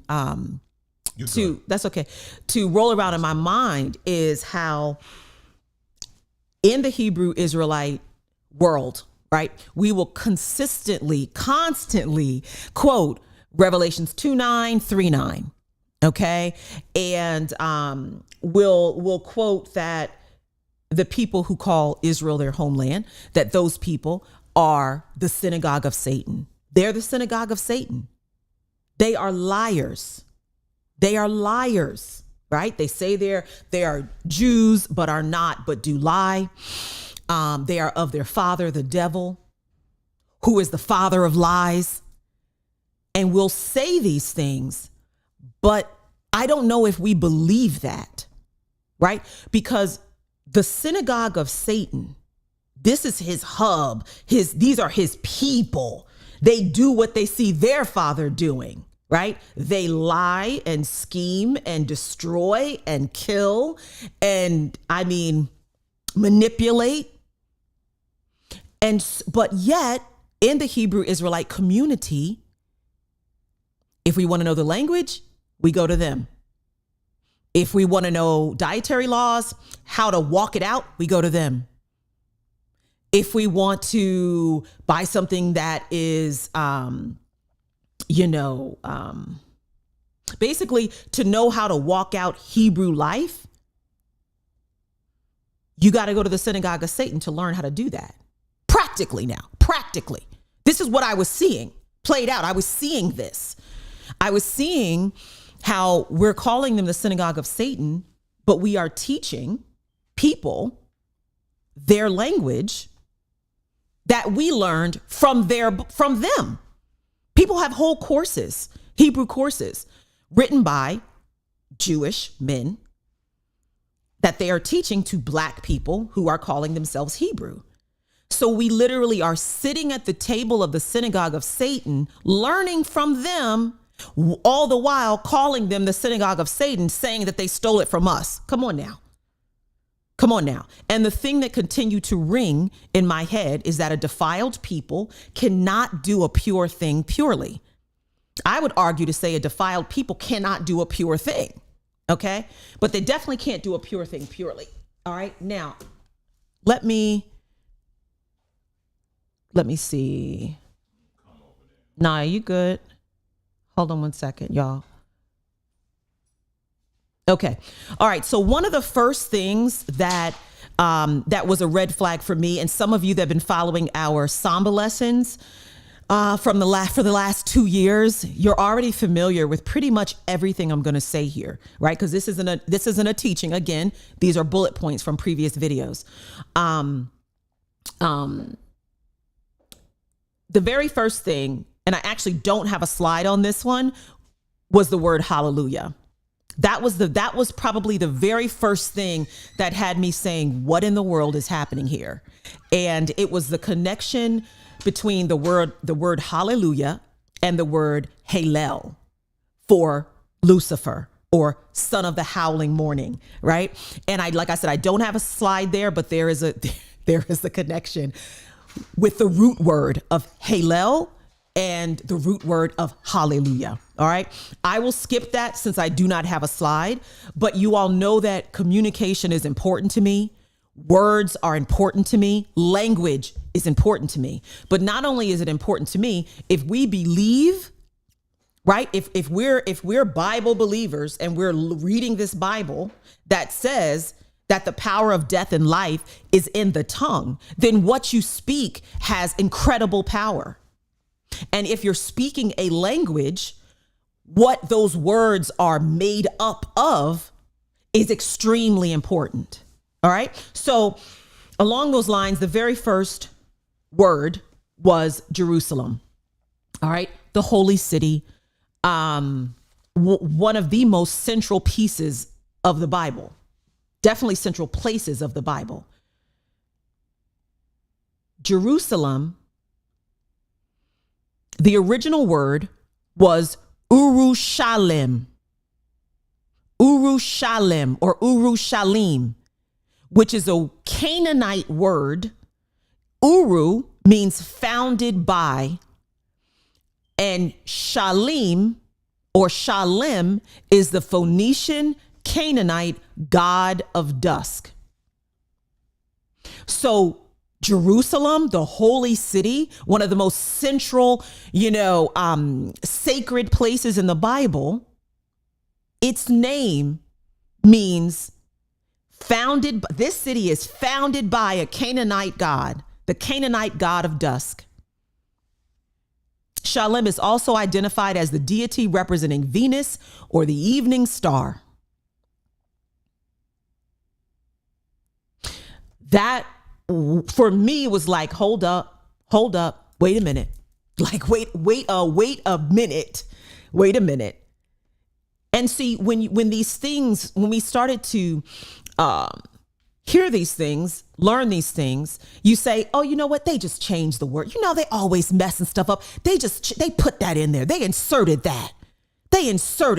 Just like they inserted Jesus, the name Jesus, as instead of Yahusha.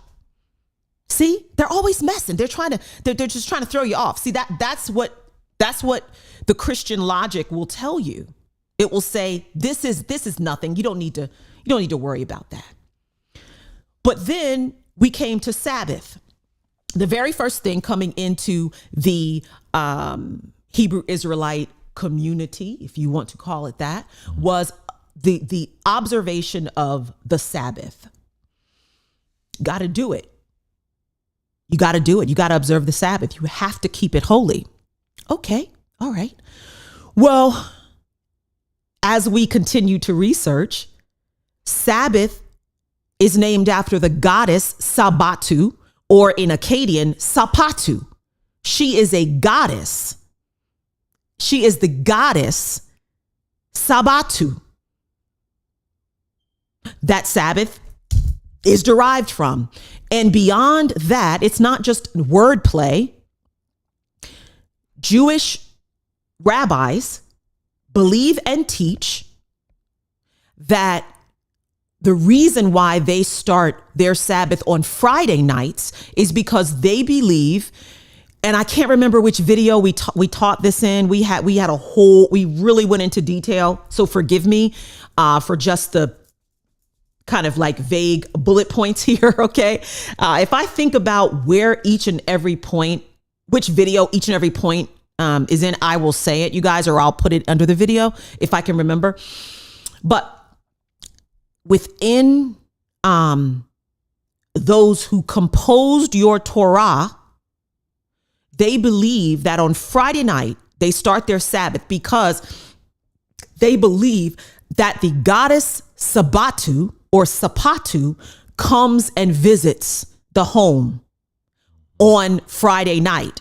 And the husband and the wife come together intimately, and the goddess either joins in or oversees. I can't remember the detail. All right. But again, what did I say? I said a defiled people can never do a pure thing purely. Never. So these people have you observing a day named after a goddess, and the real reason why they start their observation on Friday night is so they can partake in some way in some sexual activity with a goddess. Right? But we're out here, okay, in Hebrew Israelite land saying that you're not following his commandments. You better keep that Sabbath. Friday night, you better start your Sabbath. Oh, you're not keeping the Sabbath. You understand what I'm saying? Why? Because we're learning from the synagogue of Satan. We're learning from a defiled people. So they're going to teach you their defiled ways with their defiled names for it. Okay. All right. All right. Now, another one that Dwayne actually talked about, and there was a video that went along with this. Of course, I don't have the video because we just moved across country and I didn't have time to go look for it. Okay. So shalom. Now, that's a greeting. Everybody says, well, it means peace. It means peace unto you. Shalom, family. Shalom, brother. Shalom, sister. Shalom. Okay. Am I clowning anybody? No, we all said it. Okay. And to the best of our knowledge in this, community, or in the Hebrew Israelite world, people will tell you, and you look up the root, and you look up each letter, and it means peace, and it's just a greeting, and this is it. But again, not your language, not my language. You don't get to say what it means. You don't get to say what it means. They assign the meaning because it is their language. Okay? So when they say shalom, and the meaning that they've assigned to shalom is perfect balance, as above, so below. And we had rabbi after rabbi after rabbi attest to the fact that shalom, in order to keep shalom, you have to have two dissenting positions. You have to have two dissenting opinions. This is why they say shalom when they say hello, and shalom when they say goodbye. But this rabbi went in, broke it down, and said that when they say shalom, or perfect shalom, to them means you have one on this side and one on an opposing side, but they occupy both. That to them is shalom. which is how they can tell you that Jerusalem is the holy city for Christians, for Hebrews, for Israelites, when really it's dedicated to a Canaanite deity, because they're going to occupy both positions, which is why almost every war ever fought and funded is funded by them on both sides. In the U.S., you got the Democrats and the Republicans, and can I say the J word or no? Would they cut me off? Well, I mean, people know what you're talking about. All right. Well, those people, small hats, the small hats, fund both sides. In the economic field, right? Globally, they will build an economy and then purposely burn it to the ground. Mm-hmm. They will value the money, then devalue the money. Mm-hmm. They play both sides all the time. It's what they do. Why? Because they must sustain and maintain shalom. Mm-hmm. That is their meaning of shalom. That's what they say. This is what the meaning they've assigned to this word. You don't get to come behind their language and tell them it means something else. This is their stuff. It's their stuff. That's the most stupidest thing I've seen. That's like, Dwayne, if you're an artist and you paint a portrait and it's a portrait of a horse and a sunrise or sunset, and it's a country farm in the back, and somebody says, now they can say, well, I believe what the artist was feeling. That's fine. But if they say no, if you say what I was really feeling in this painting was peace. I was really feeling just a sense of peace as the sun sets and somebody else comes behind and says, no, brother, it was sadness. Sadness is what you're painting in this picture. As you can see, you don't get to tell them that.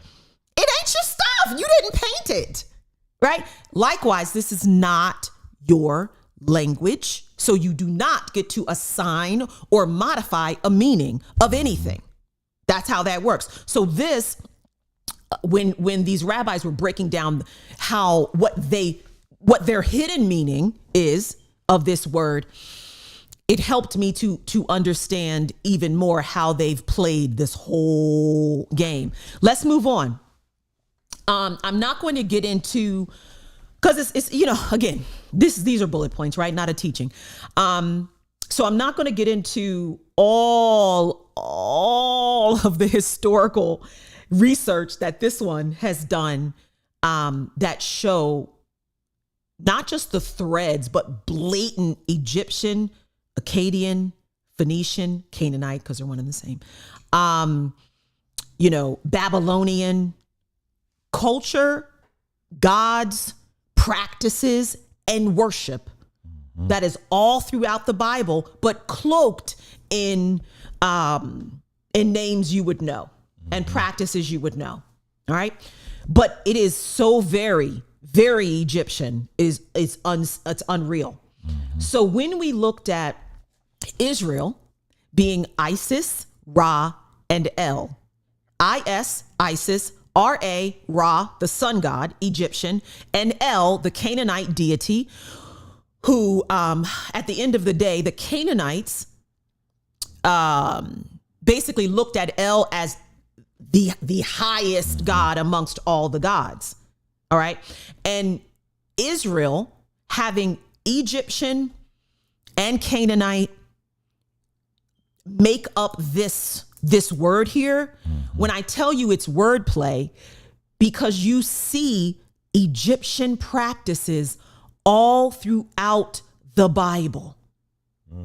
All throughout the Bible. I will not go into it here, but I will mention the Egyptian sacred bark, which is almost a one-for-one identical to the Ark of the Covenant. Again, we've already taught on this. From dimensions, everything. It's almost one for one exact. Why is that? In the videos, Why we is go that? into the details of that. We do go into the she details. Said, she's just going through. She's just doing like an overview. Yeah, I'm just hitting the bullet points. But the details. I can't emphasize this enough. Yeah. See, there's some people who are going to listen to her and hear what she's saying, and you're just going to be like wanting to make decisions and. Well, okay, I'll just take that. No. You just like we put in the work. Yeah. You got to do that too. Absolutely. So that you know. Don't just take her word for it. Don't Yeah. take my word for Yeah. it. You look at this up yourself. And when I'm telling you, when you honestly look, the information is literally right there, sitting on the table. It's right there. Yeah. And don't come tell us, well, y'all listening to these white people. The white people gave you the Bible. What are you talking about? What are you talking about? Same thing. Every story. Israel. Well, she talked about the ark, the cherubims. The cherubims. And talk about that. Oh my goodness. The Solomon's temple. Yeah. There are things that were put in Solomon's. I can't go into that. But the tabernacle. That's what I was talking about. The tent of meeting and all of that. Oh wow! Yeah. That didn't just begin in the Bible, family. Mm-hmm. It didn't start with the Bible. Mm-hmm. They have physical record that we showed you that years and years, many, many years ago, cultures that predated that this way before the Bible was written. It was an Egyptian formation. They down to the T. Yeah. In terms of how the tabernacle was set up. Absolutely. The inner court, the outer court, and all of that. That's not original stuff, family. It's not. And the very inner is where Pharaoh sat. Yes. And then also there was what do we talk about? Even with the priest war. Yep. We talked about the garment of the priest as it's described in the Bible. That's not original. I showed you, we posted it even on the community page several times. Side by side with the priests as it's described in the Bible, what they wore, and with the Egyptians, what their priests wore. That's where they were getting it from. Literally side by side, the square on the head, all of that stuff. Yeah. That's not original. None of it is. I know for some of you who are listening to this, it's like, I just can't believe it. Right, because you don't want to believe it. You don't want to pick up a book and read it. It's there. And let me just say this, and I'm sorry. No, you're good. No, because you have me thinking about something. But I want to say this. Where we are right now, let me put this on never mind. I'll just, because I don't want to lose her space here, wherever the screen is. But I want to say this, and I want you to hear me loud and clear on this. I cannot stress this enough. We're in a place right now as a people where you must investigate these things on your own. It is not to say that you have to become an expert. Nobody's saying that you got to become a historical expert. Okay? So don't let that scare you, because a lot of people like throw around, well, I did the research, and their research is looking at a part of a documentary. Or their research is watching someone's video, maybe 10 minutes of it. No, if you are going to base the entire course of your life on this thing, then it makes sense that you should invest in taking the time and getting some books, opening them, reading them, right?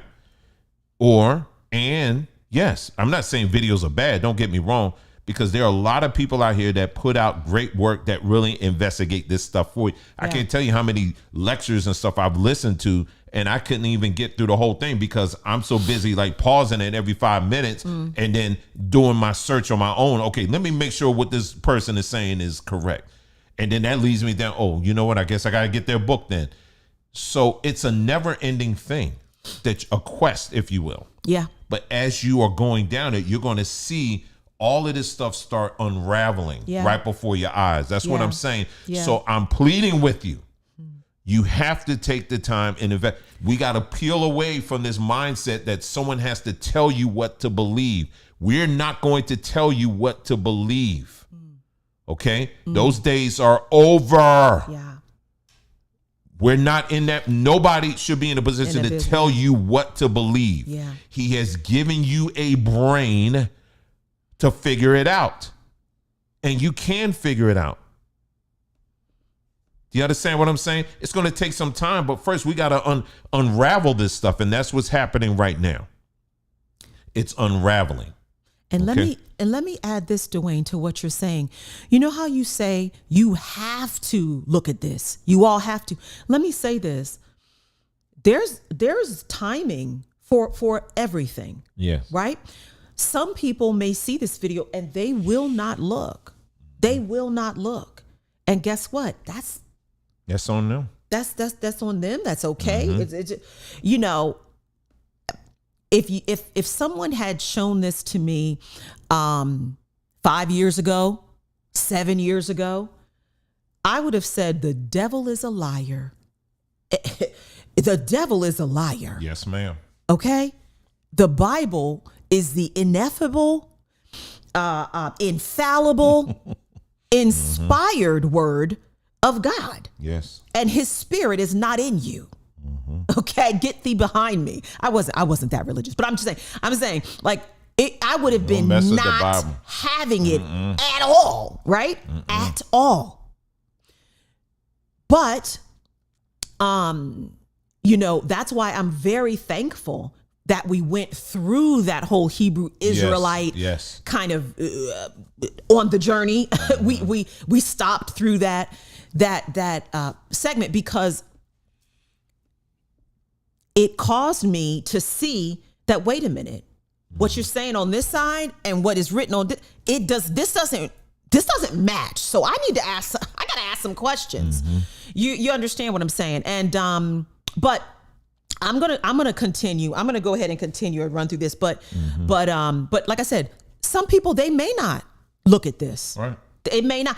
It may be 2-3 years from now. But it's a requirement if you're going to move ahead, if you're going to move forward. Yeah. So it may not be your timing right now. Yeah. It may be, you know what, this is just overwhelming. It's too much. Yeah. Okay. Yeah. Then you go, like what my wife said a while back, go as far as your faith will take you. That's it. Do you understand what I'm saying? So nobody on this end, let me be very clear with you. We are not in the business of beating people up and saying, you still saying shalom? Right. You still saying that? No. Right. You go as far as your faith will take you. That's it. But one thing is for certain.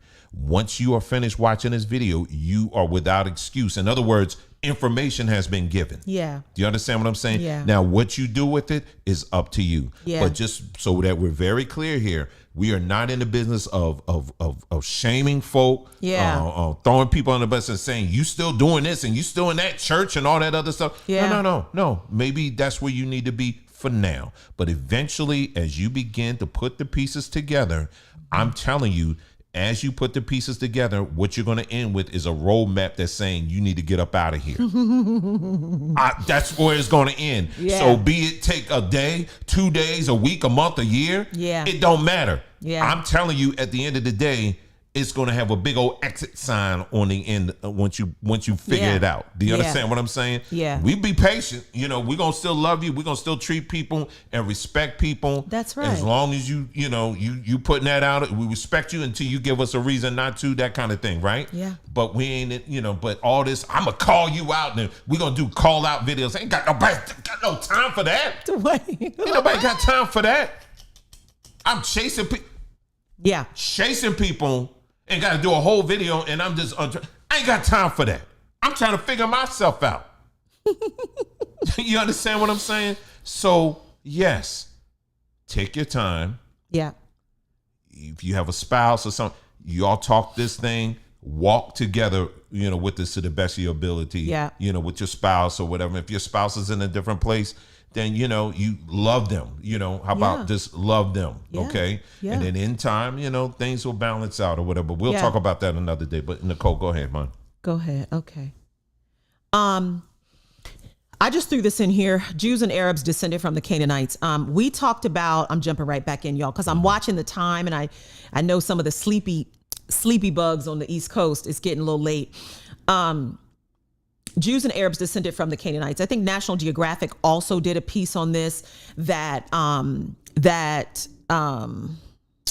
Is it up to 50%? But after examining the DNA of 93 bodies recovered from archaeological sites around the southern Levant, the land of Canaan in the Bible, researchers have concluded that the modern populations of the region are descendants of the ancient Canaanites. Most modern Jewish groups and the Arabic-speaking groups from the region show at least half of their ancestry as Canaanite. At least half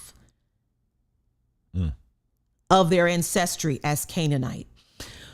Why did I put this in here? I put this in here because, back to language again, the ancient Hebrew, and I asked Dwayne, but it was getting close to the time we needed to get on. I tell you, it was on the community tab. We've posted it on the community tab, y'all, on YouTube.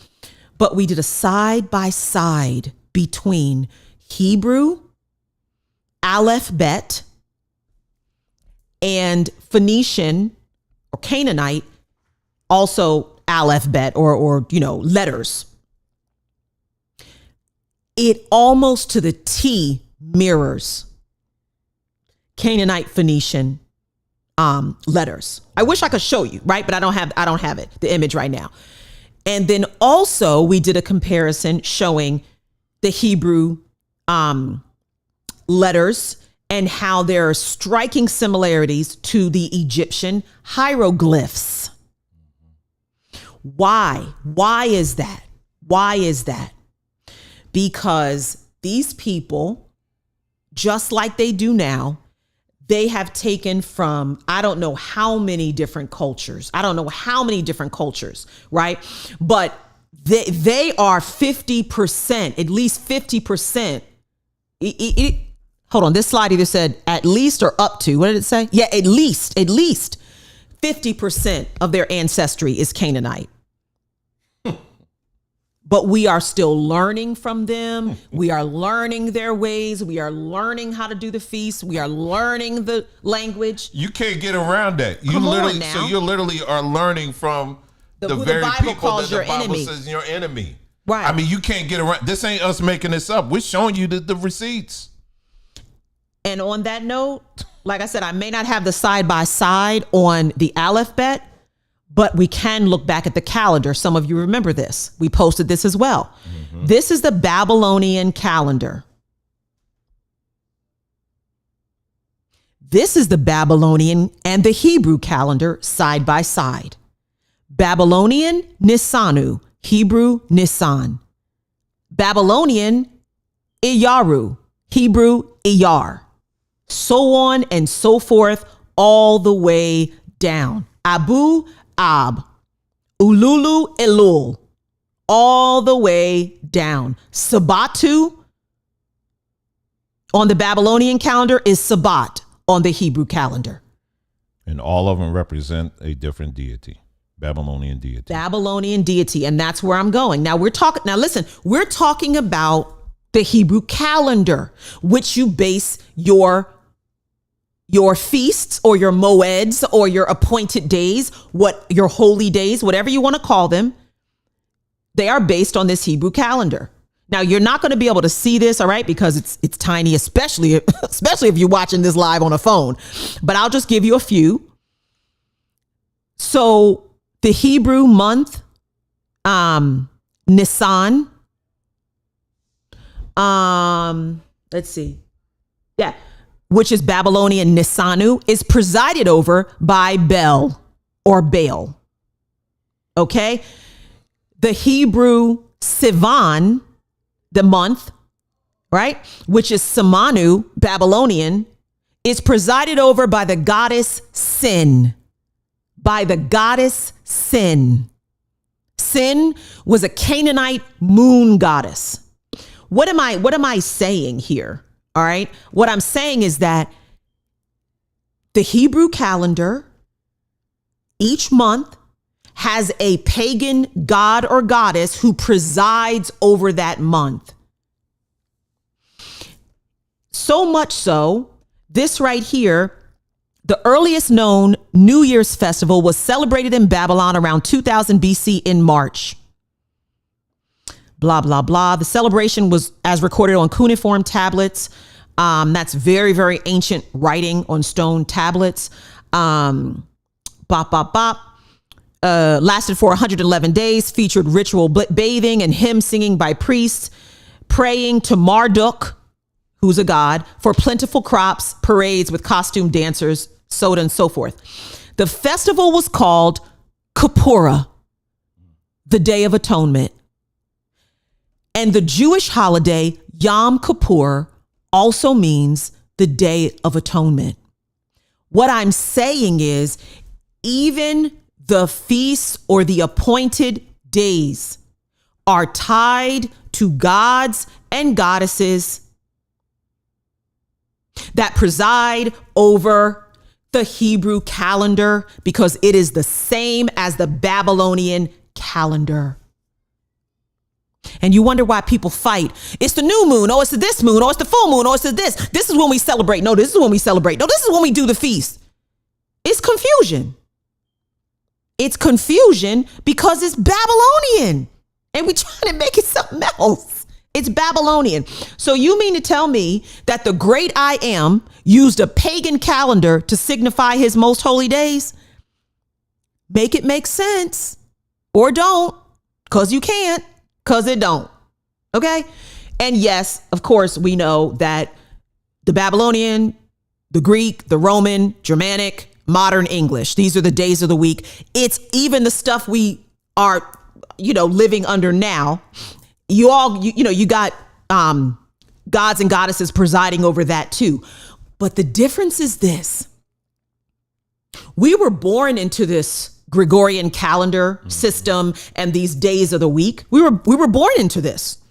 And so we were born into it, and we do not have the power to change that system for the masses. It's just what it is. You live in America, you live in the UK, you live in the islands. This is the calendar, and these are the days of the week, period.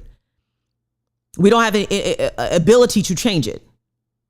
However, the Hebrew calendar, now that you know that it mirrors the Babylonian calendar, and the Hebrew people, or the small hats, or whatever, those who call, Israel their home, they run the entire world.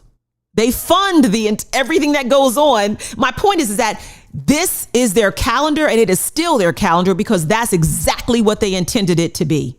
That's my point. Okay, we may not be able to change our calendar, but they certainly could change the names, could do whatever they wanted to do, but they do not, because this is exactly what they want, a Babylonian calendar. It's exactly what they want. And so when we observe these feasts and we, govern our days by this calendar, I'm just telling you, now you know what it actually is. All right. Why? Because a defiled people cannot do a pure thing, and they definitely can't do a pure thing purely. This is why I'm showing you just these little things. I'm almost done. We mentioned the moon goddess Sin, traces of the worship of the moon god Sin among the early Israelites. This is something that we went over in Who in the L Are You Following? So moon god Sin, these are ancient images of synagogues. But notice that it is spelled S-I-N, not S-Y-N. S-Y-N is how it's spelled today. But how it used to be spelled is S-I-N. Let me just slight correction. These aren't ancient images. This is how it's spelled in other countries. I think like in Spain, Portugal. Oh, I'm sorry. I'm sorry. There you go. I'm sorry. I was looking at this one down here. And so, yeah, if you go there today, you'll see in some places when they say synagogue, or when they spell it out, they spell it with S-I-N. But if you go ancient, yes, they didn't spell it anciently with S-Y-N. It was anciently, they would spell it S-I-N. And then over time, the I disappeared and they added the Y. The Y. So I just wanted to clear that up. Thank you, baby. Thank you. But why? Because those synagogues were places of worship to the moon goddess Yes. sin. That's my point. These places, these Israelite places of worship, the synagogue, they were named that after the moon goddess. I'm telling you, I'm telling you, you know, this, I don't want to be involved or have anything to do with any of this. And I'm almost done, y'all. Literally, I'm almost done. I'm almost done if your eyes are still awake. And if you're still watching, and if you're watching this video again, we again heavily encourage you, go to the Who in the L series. Yeah, who in the L are you following? Because again, and I know she said this several times, and That's I've said good. it as well. Yeah. But we're just giving you the overview, the details, so that you can have the receipts in Yes. your own precious black hands yourself. And the references. And you're not just taking our word Yes. for it. It's in the series itself, so that you can go take the time, screenshot, look these things up. Yeah. So we're not, because watching this video alone isn't enough. It's enough. It's not enough. It's not enough. You have to watch that, because we give you everything else so that you can look these things up on your own. Okay. Absolutely. Absolutely. And so you can question even what we may be sharing. Maybe you'll find another piece of information. Great. That's right. You know what I'm saying? And so when we are sharing this, we are not sitting here as the authorities and no. What we are doing is we are trying to clear away Yes. these layers of deception so we can come out of this bowl of confusion, right? That was cast on us. Okay. And so, it takes time to do that. Last couple of points and we're done. This one for me was also very pivotal. And so as you can see, there's not really a theme as I'm hitting these different points. Okay. So as a reminder, these are things that were pivotal for me to begin to question more, if that makes sense. All right. So last couple of points, circumcision, the circumcision series on mybondtube.com that we did. Again, that one was something. The circumcision series was really something. But in this part, for me, it was very, very impactful, learning that the practice of infant circumcision did not appear in the Bible until the priestly text, okay, which is in red. All right. I believe the Jahwist was written first. The Elohist, I believe, was written second. Okay. But the practice of infant circumcision, as we see in Genesis 17:1, was not in the biblical text prior to about 530 BCE. It wasn't there. It wasn't even in there. It wasn't in there. Okay. It wasn't in there. All right. 586, according to biblical history, right? So Babylon conquered Judea. The Judeans were taken to Babylon. You know, the nobility and some of the priests were taken to Babylon. They were there, I believe, 60 years. And then Cyrus said, okay, you can come back. Okay. And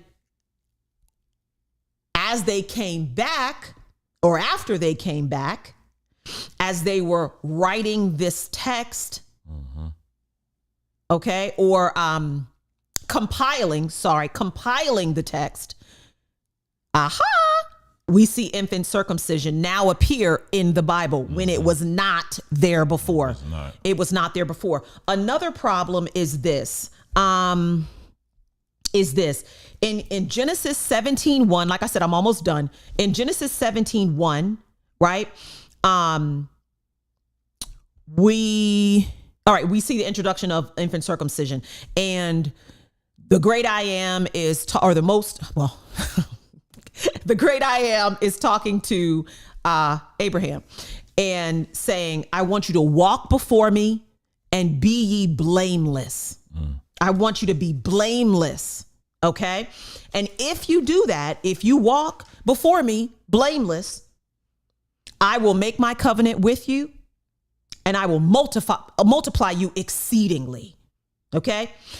So that covenant was conditional on Abraham walking before the Creator blameless.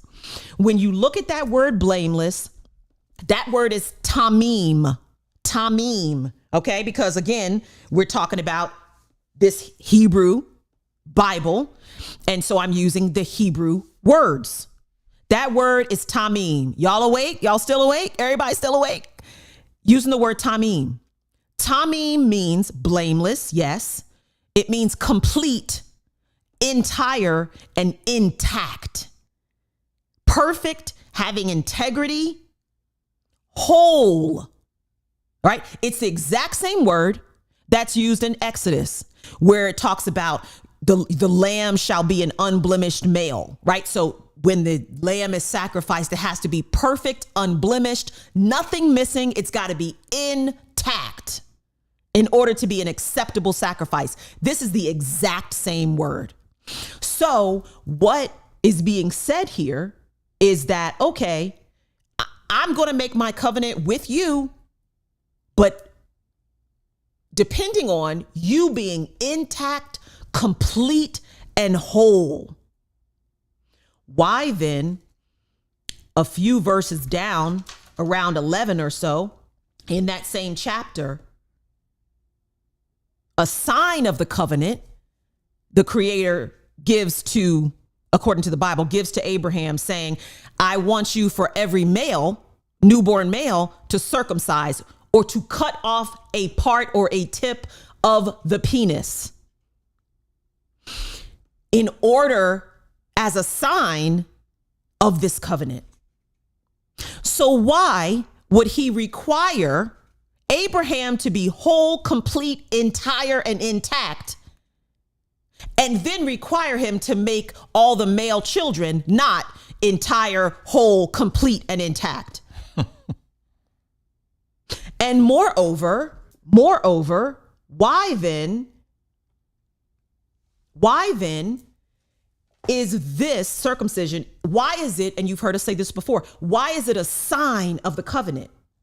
How could it be a sign of the covenant when, do I go back here? Yeah. When the Babylonians and the Egyptians were already doing it. The Babylonians and the Egyptians were already doing it. You can speak on the Romans and Greek, because I get my dates a little, a little messy a little bit. But the Babylonians and the Egyptians, they were already circumcising. Pagan societies were already doing this. So how is circumcision then a sign that we are the Most High's people when the pagans are already doing it? Also, in the country that the Hebrew Israelites call Babylon, right? America. I think it was about 20 years ago, roughly, I believe, 20 to 30 years ago. All right. I'm a little sketchy on the date, but it's in our lesson, in the video. 70% of the male children in America were circumcised. But yet this is Babylon. So Babylon is basically wanting to make sure that all their people are under the covenant. Think about that for a second. Why would Babylon encourage that the male children, to the point that 70% of the male children in America were circumcised? It doesn't make sense because this is Babylon. Right. It doesn't make sense. Okay. And so these are things that were red flags all over the place. And finally, and I am done. I believe I am done with this. This, Dwayne, if you remember, please let me know. If not, I'll have to refer people back to the video. This is a cathedral in Rome. I don't know if it's a basilica in Rome. All right. Catholic. It is like the most like prestigious Catholic church. Okay. I believe it's in Rome. And this is the design of that place. If you can remember the name, great, Dwayne. I don't remember it, but again, it's in the Who and the L. Are you following the series? It's part of the Vatican. Okay, it's part of the Vatican. Okay, this is where they have their services. Why am I showing you this? Well, Nicole, we know the Catholics. We know they got an issue. I mean, what does that matter? Who do you think translated whose hands do you think the Bible went through? Where do you think the Vulgate came from? The Latin. Whose hands do you think it went through? Baby, these people, this is their most holy place, the Vatican. And it is absolutely designed like a serpent. And these are the inspectors, the compilers, the translators, the editors of your Bible. And this is their Vatican. The reptilian skin, the eyes, the fangs, the snake skin. I mean, you can't make this stuff up. And as you can see here, this is the Pope. What is that monstrous, demonic, crazy sculpture behind him? Reeking of just death and skulls. This is another one. This is demonic. Well, they put this one, they held a mirror to that. Yeah. What you just in the previous it's a mirror. one. Yeah, it's a mirror. And okay. That's what it looks like. Do you see this nonsense? But why is this important? This is important because these are the people who have translated, the Bible. These are the people. And so the last thing, that I guess I would say is, and that was my last slide. And again, like there's so much, y'all. There's so much more. I was going through some of these slides and I'm like, oh my gosh, I just want to show everything. But you can't, right? Because we don't have that much time. But if you just can ask yourself this question. If you can believe that the people, the powers that shouldn't be, the little hats, whatever, if you can believe that they can create or devise a plan to, at best, adversely impact or at worst, decimate 50% of the population with one decision and one liquid formula, okay, that came on the scene a couple years ago that millions and millions and millions took. You can believe that those people came up with a formula that would modify, alter, change, adversely impact your DNA, the very code of life, the very writing of life, the very messaging of life. You can believe that, but you don't believe that they would change the messaging in a book. They came up with something that would change the messaging of your very DNA, the essence of life. But you don't believe they could come up with something that would change the messaging in a book. We're not thinking, because in our minds, and I was one, our Christian minds say, well, he wouldn't let it go that far. Our creator wouldn't let them, he wouldn't let them touch their word. He wouldn't let them. I just showed you very small, teeny little tip of the iceberg, because I didn't want it to be too long, although there's probably thousands, you guys, of points like this. There's thousands of Egyptian, I call them nods, nod to Egyptian culture, or full on practices, worship practices, burial practices, Egyptian battle formations that are set up as Israelite camp formation. There's so much in this book that if it were what we thought it was, none of that should be in there. I shouldn't be seeing any kind of Egyptian gods. I shouldn't be seeing anything from the Akkadians, held up as something to worship. The holy city shouldn't be named after a Canaanite deity. I shouldn't see moon goddesses flowing all around and El, the bull god, all over. I shouldn't see any of this. What's happening? It shouldn't be in there. The Babylonian calendar shouldn't guide our days and months. Why is it in there? Well, and people tend to go extreme. So they think, well, so you saying that everything is, well, wait a minute. It wouldn't have held us, our attention or us resonated if there wasn't some truth in it. Should wives and husbands be loyal to each other and faithful?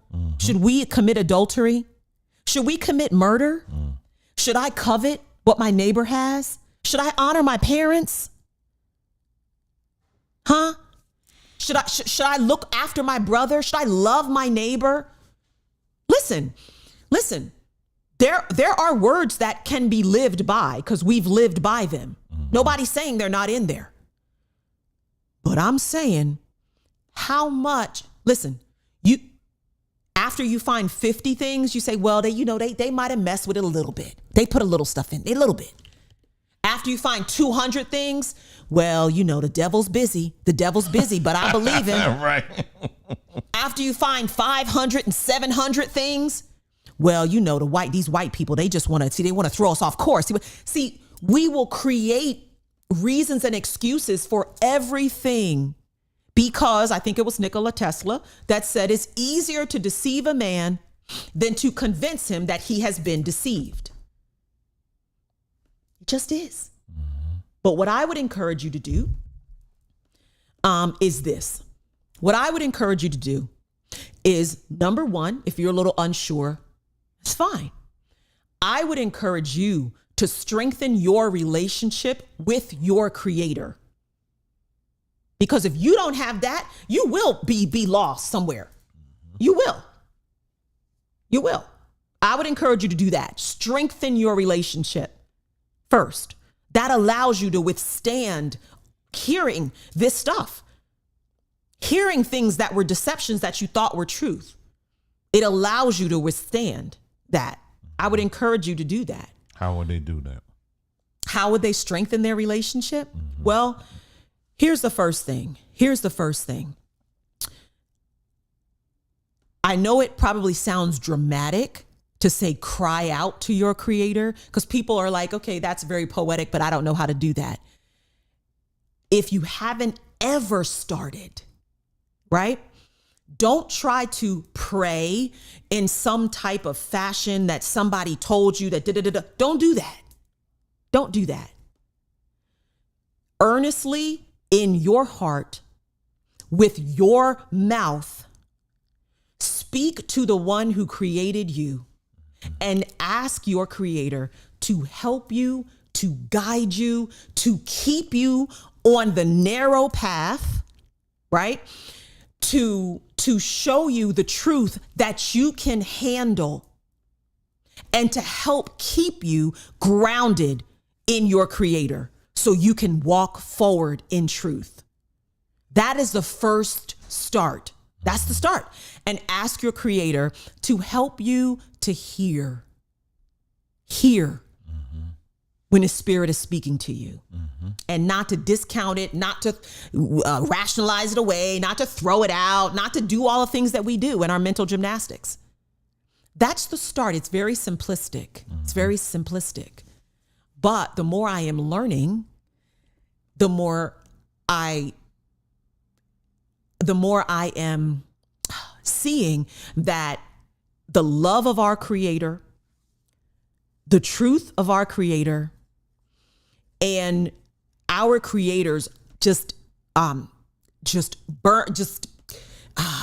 utmost desire is for us to not walk into deception, but to walk in truth and to know our creator, to know him, and not through the writings of your enemy. It's hard, but it's real, it's true. And so, go ahead. I would add this. It really begins with putting away all their books. I'm talking about their, like things like the Bible or whatever, and really making a point to spend time in our creator's creation. It's as simple as that. You don't have to go to a Bible school. You don't have to join our secret teaching class that we have on Patreon, where we break down and we give you the keys on how to speak to the creator. Don't worry, that ain't coming from us ever. Okay? No. It is as simple as you spending time in our creator's creation. If I want to learn about the great artists of our time, where do I go? I go to the place where their artwork is. I will spend time in those art galleries and look at their paintings, stare at them for an hours or whatever, and study them in every detail. Then I come back home, meditate on it, think about what I saw. That will prompt me to do maybe more research and find out more about this individual and what their lives was like, and learn that way. Well, the world that we live in is our creator's creation. So there is not one book that can encompass all of our creator's creation. Right. There's not one book that can do that, because there's too many books that are out there right now that have thrown us this way, that way, whatever. I'm saying keep all of them. Right now, let me see the artwork for myself. Let me spend time in quietude by myself and just listen. Listen to the wind. That's what I was doing today. I climbed that little mountain, and when I got to the top, it was so quiet.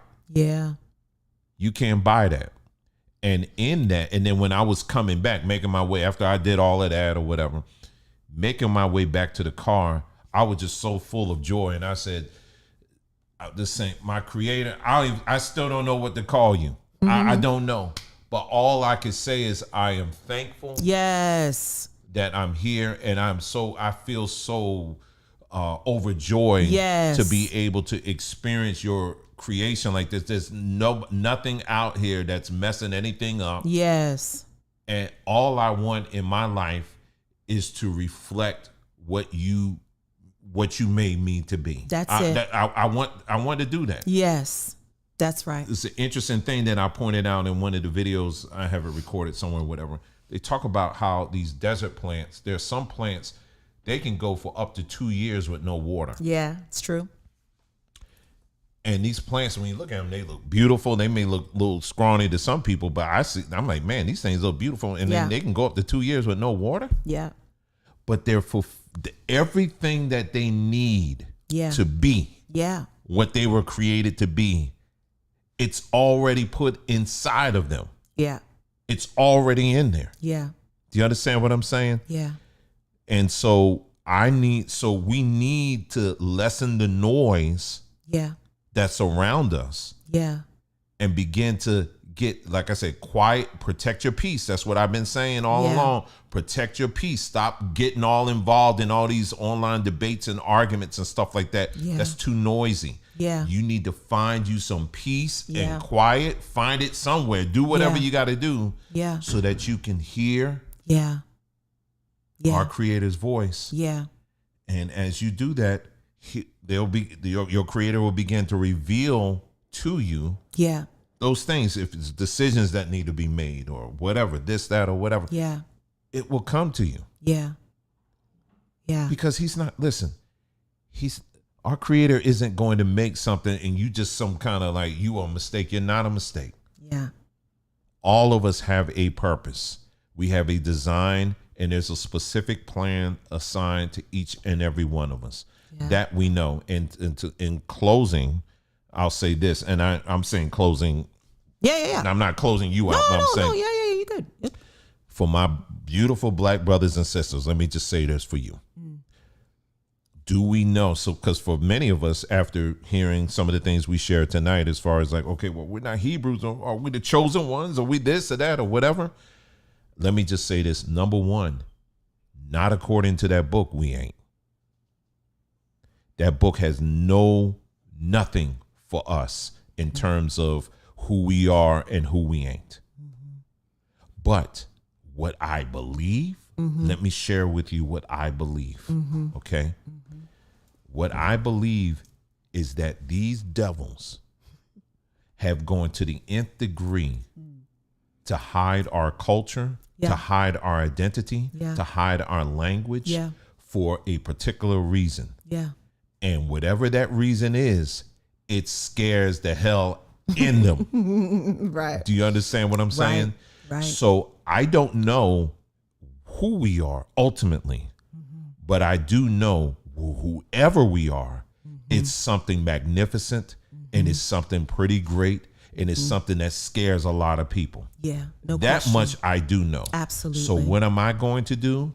I'm going to spend time bathing in our Creator's creation, so that eventually we'll start figuring things out. Yeah. One day at a time. At a time. Yeah. But I got to get rid of all the noise, Yes. all the foolishness. I'm not taking on anybody else's culture. I don't want it. Yeah, I don't want it. Okay. Yeah. I'm not claiming the Sephardics. I'm not claiming the Jewish. Yeah. I'm not claiming the natives, the Aboriginals, even though I have some of that in my blood, in my DNA. They ain't claiming me. Guess what? I ain't chasing them. I don't keep your land. Keep your stuff. Okay. Keep all of that. Right. I ain't chasing after you. You got Negroes out here today literally going on eBay, ordering Indian headdresses made for like a couple of dollars, on going on that Temu, whatever that's Temu page, and ordering hairdressers. I'm not making this up.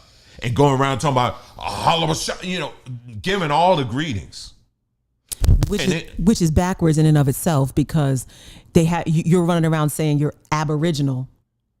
Ab means not, like would not, like abnormal. Abnormal we know is not normal. So Aboriginal is not original. Right. But they have you saying that these are the Aboriginal people.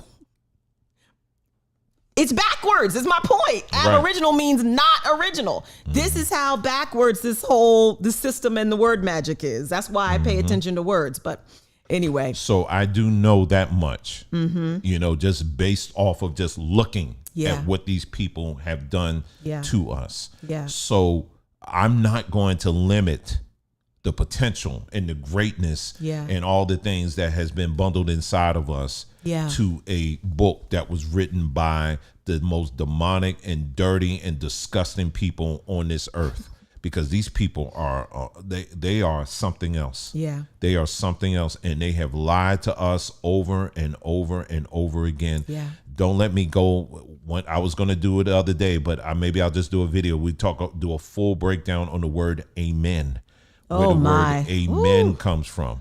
We even got songs. Amen. Amen. Why do we say amen at the end of prayers? There's a specific reason for that. And that, again, that's all based on going on history. Okay. You're calling on a deity. That's where it comes from.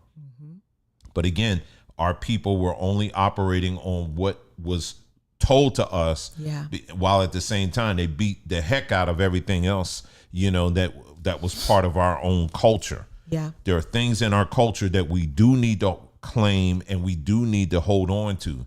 But there's other things in our own culture that we do need to part ways with as well, because those things haven't helped. You got people that are getting into some stuff that's not, it's off. It's really, really off. We here are not telling you to pray to any deity. Yes, we're not telling you to pray to any God. No. Okay. We're the same any voice, foreign gods or any. The inner voice that has guided us to this point. That's it. Is still guiding us to this very day. That's it. And absolutely for anybody to scan this video, this broadcast that we did, and you see I saw y'all said one thing, or you held your hands a different way, or whatever. If that's the world you want to stay in, then you stay in that world. All we want is the truth, and that's it. We're not standing on anything else. We're not claiming anything. We're not part of no organization, no association, none of that. New Age religion, nothing. None of that has helped us. It ain't doing a doggone thing for us. If anything, it has destroyed our people over and over and over again. So no, we 100%, we want the truth. We're about the truth, and we're going to pursue the truth to the best that we know how. And anybody that wants to kind of watch from a distance, watch in silence, tag along, whatever, that's up to you. Up to you. But just know you ain't part of no church or no association or nothing like that. That's it. We don't want a doggone thing from your pocket. Do you understand what I'm saying? No, not at all. That's it. I don't have a title and don't want one. That's right. And when people hear things like this that make them a little afraid, it's like, well, I think you're leading people. You got to be careful. You're leading people into confusion. No. We trying to unravel the confusion, come out of this confusion. All those slides I just showed you, if that's not confusion, I don't know what is. We're trying to come out of that and unravel that confusion. It's like cleaning a dirty window. It takes time. It takes time to do that. And so, so I agree with you, Dwayne. I agree with you, about getting into nature. That's definitely something that has helped me tremendously. And I do think for some people, they'll go out into nature, but they have all this stuff running around in their head.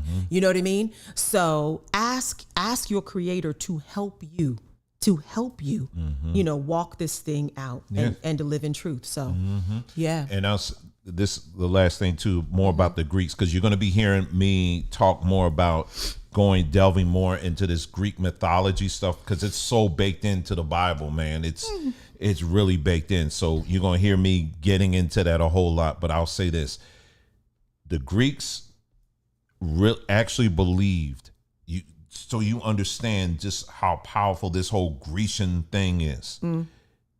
They actually believe that they are the ones are the architects of civilization. They believe they are the architects of civilization. Okay? So if you're going to have a civil society, you're going to make sure that you have things in there, like she was saying. Make sure that you honor your mother and father, right? Make sure that you don't commit adultery. Make sure you don't kill anybody. Make sure you don't do this. When you really think about, let's say, for example, the 10 Commandments, they're not really earth-shattering things. Do you understand what I'm saying? And that's a whole nother thing I think we touched on in the video. The 10 Commandments, where did that come from? The 10 Commandments is actually part of a much longer list of commandments that came out of Egypt. I showed you every receipt on that. That came from Egypt, from what they refer to as the Book of the Dead, which has another meaning to it, but that's where it comes from. And then the Greeks got their hands on it and they kind of polished it up, put their white sauce on there, and then said, okay, now we're going to do this and put it in the Bible. We're going to call it the 10 Commandments. Because again, they wanted a civil society. And if you're going to have a civil society, there's certain basic rules that you want to have in place for that. Do you understand what I'm saying? And then they just attribute it to whatever God that they want to attribute it to. All right. But civilization, when you do a Google search right now for civilization, where did civilization begin? It's very interesting. They'll say civilization began in the Mesopotamian area. But then you do a search and say, where did mankind begin? Mankind began in South Africa. Sub-Saharan So Africa. Sub-Saharan Africa is where mankind was birthed. All of mankind, well, I'm saying mankind is birthed. I'm going to leave it there. Was birthed out of what they refer to today as Sub-Saharan Africa. But civilization started in the Mesopotamian Mediterranean area. So what are they implying? Is that whatever came out of that area in that central South African area, it wasn't civil. That's why they portray us as a bunch of monkeys and we got rocks and we put them together and throwing bones and all this other foolishness and all that stuff. And we done showed you, that's why we take the time and go through all of this, that for tens of thousands of years, see, Egypt is not the oldest civilization on the continent. Do you understand that there are civilizations, and I'm using the word civilizations, there are kingdoms in the central South Africa area, so particularly I'm talking South Africa, that they are saying, they're estimating that was about 70,000 years old. They got the receipts. What are the receipts? It's called, they refer to it as Adam's calendar. Adam's calendar. We did a video on that, several videos on that. Look it up. These are stones that reflect two things. One, they track many of the stars that are in the sky. 70,000 years old. That's number one. Number two, the way these stones are aligned on the ground, they were like, why are these stones aligned this way? So they said, we're going to take a sound meter, we're going to put it on the earth, right where these formations are, and we're going to measure it. when they measured it on the graph, the pattern of the sound that's emanating or coming out of the earth, it matched almost perfectly the way these stones were aligned. You're talking tens of thousands of years going back. That's just Central and South Africa. We can also have a discussion about India. India, they go back far too. They got kingdoms. They have writings that they still trying to figure out, ancient writings. We don't even know what this means. So don't fall for this foolishness. And if you saw the news the other day in Mexico, they wheeling out these old crusted looking, supposed to be aliens and all that, because they trying to throw people off. But the truth of the matter is, I ain't talking about no space aliens or nothing like that. What I'm saying is that when you honestly look at history, you're going to see it's a lot deeper and a lot wider than what we've been told. So what I plead with our people, especially, is don't just accept what they tell you. Yeah. Be honest. Take your own biases out of it. If you have self-hatred, you need to go handle that. You need to deal with that first, because people who have self-hatred, when they look at history, they're only going to look at the parts of history that they feel good about. You got to look at the good. You got to look at the bad. You got to look at the indifferent. You got to look at all of that, because we got to look at the whole picture so that we can have a clearer understanding of what we are standing in. Do you understand what I'm saying? And that's it. So you got to look at the whole thing. And that's what goes back what I was saying earlier with the thing that I saw in the Hebrew Israelite thing. There was a hatred towards African culture.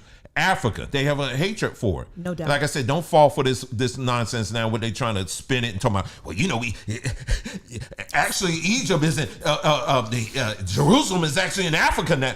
We Africans now. I knew it. I've been trying to tell you, we Africans now. The Hebrews are Africans. And don't fall for that. Don't fall for that. Because just 2 years ago, they were everything. Well, we ain't no stinking dirty Hamites. Now, all of a sudden, because they ran out of gas on that, well, now they want to be Africans. My. No, we're gonna look at all of these things little by little. Yeah. And we're going to take our time with it. We are not experts, but we're trying to be. Because we got to be. Yeah. Do you understand what I'm saying? I'm not telling that you must be an expert, but doggone it, if I'm going to base my life, my family, on facts, it's going to be on that. It ain't going to be. I'm going to make sure we're going to go through it just clear through and through. Yeah. We got to stop being more. We got to hold. Just the Bible says this: out of the mouth of 2 or 3 witnesses, let every word be established. Let me say that again. The Bible says, out of the mouth of 2 or 3 witnesses, let every word be established. Isn't it funny that the Bible is the only thing that we don't allow 2 or 3 witnesses to come in and have their say so? When the 2 or 3 witnesses come in, the devil is a liar. You don't know what you're talking about. Y'all just some white folks. You just repeating what white people say. No. We got this Bible. That's it. 2 or 3 witnesses to confirm what's in there. To confirm what's in there. Historically, yeah. So if you need 2 or 3 witnesses to confirm something to be true, then we need to use that same scripture on the Bible itself. Do you understand what I'm saying? So what are the other witnesses? There are plenty of them out here that have documented history that you can go and look at on your own, and you can verify these things. Yep. And as you begin to go out and look at these things, you're going to see things don't add up. Yeah. And they don't add up. Yeah, they don't. Period. They don't. So that's, I know this is a very long broadcast, but it's one that it was much needed. Yeah. We needed to do it. We had to do it. And we're glad that we did it. Yeah, absolutely. So we have to. So your mission right now, if you choose to accept it, is to make sure that you do everything you can to rid yourself of these lies. Stop trying to be other people. Be who you are created to be. When we look at our own history, we see the traces of Africa all in it, and we're proud of it. We're happy of it. We embrace it. Yeah. However, we don't embrace everything. That's because there were things, like I said, in our culture that our people got wrong. and it or it didn't work. So like I said again, you ain't gonna see me up here calling out all these other deities and stuff like that, because I ain't got time for that. Okay, We're not doing that. and they ain't doing that. We're No not sir. doing that. Let me start from the beginning. Yeah. And the beginning is our Creator's creation. And that's where we're going to start. It can't get any simpler than that. Yeah. All right. Yeah. So did you have anything else? I'm sorry. Did I cut you off? You Was didn't there anything? No, Okay. I was done. I was done. I think I guess my final thought would just be, I was thinking the other day, in this place that we call Babylon, why do they initiate or what's the word? Not induct. What's the word? They're politicians. When they come into office, they have to put their hand on the Bible. The president, when he comes into office, he has to put his hand on the Bible. Taking an oath. When you go and you appear in court, you have to put your hand on the Bible. Swear on the Bible. When you pledge in a fraternity or sorority or in the Masons, you gotta put your hand on the Bible. All these people on code. That's what I'm trying to tell you. They on code. So I don't know how this book, if it was so holy, how it could be so instrumental in Babylon's doings. So but yeah, family, listen, we love y'all. We love you so much, and we're just gonna keep on. Yes. We're gonna keep on going. We're gonna keep on being who we are. We're gonna keep on, loving our Creator, following hard, after our Creator, following His Spirit, and doing what we're told to do, and speaking what what we're given to speak, and we're just going to continue on. You know what I mean? And we're not going into any foolishness. You know what I mean? And we're just going to stay right here, and walk this thing slow. So that's it. So yeah, of course, if you have any questions or anything like that for us, you can always feel free to email us at connect@journeymanandwoman.com. Again, the email address is connect@journeymanandwoman.com. And feel free, you can email us there. It may take us some time to get to you, but we'll get to you. And we'll do the best we can. We'll answer the best way we can. But like I said, again, we'll tell you straight up, we don't have all the answers. Quite honestly, I don't think I want all the answers right now. We got a lot of questions right now. We got a lot of questions right now. Yeah. Yeah. So coming up, just be on the lookout again. We got some outdoor videos we're going to be uploading soon. Somber Tree again, be on the lookout for that, as we are going to be adding a lot more things to that as well.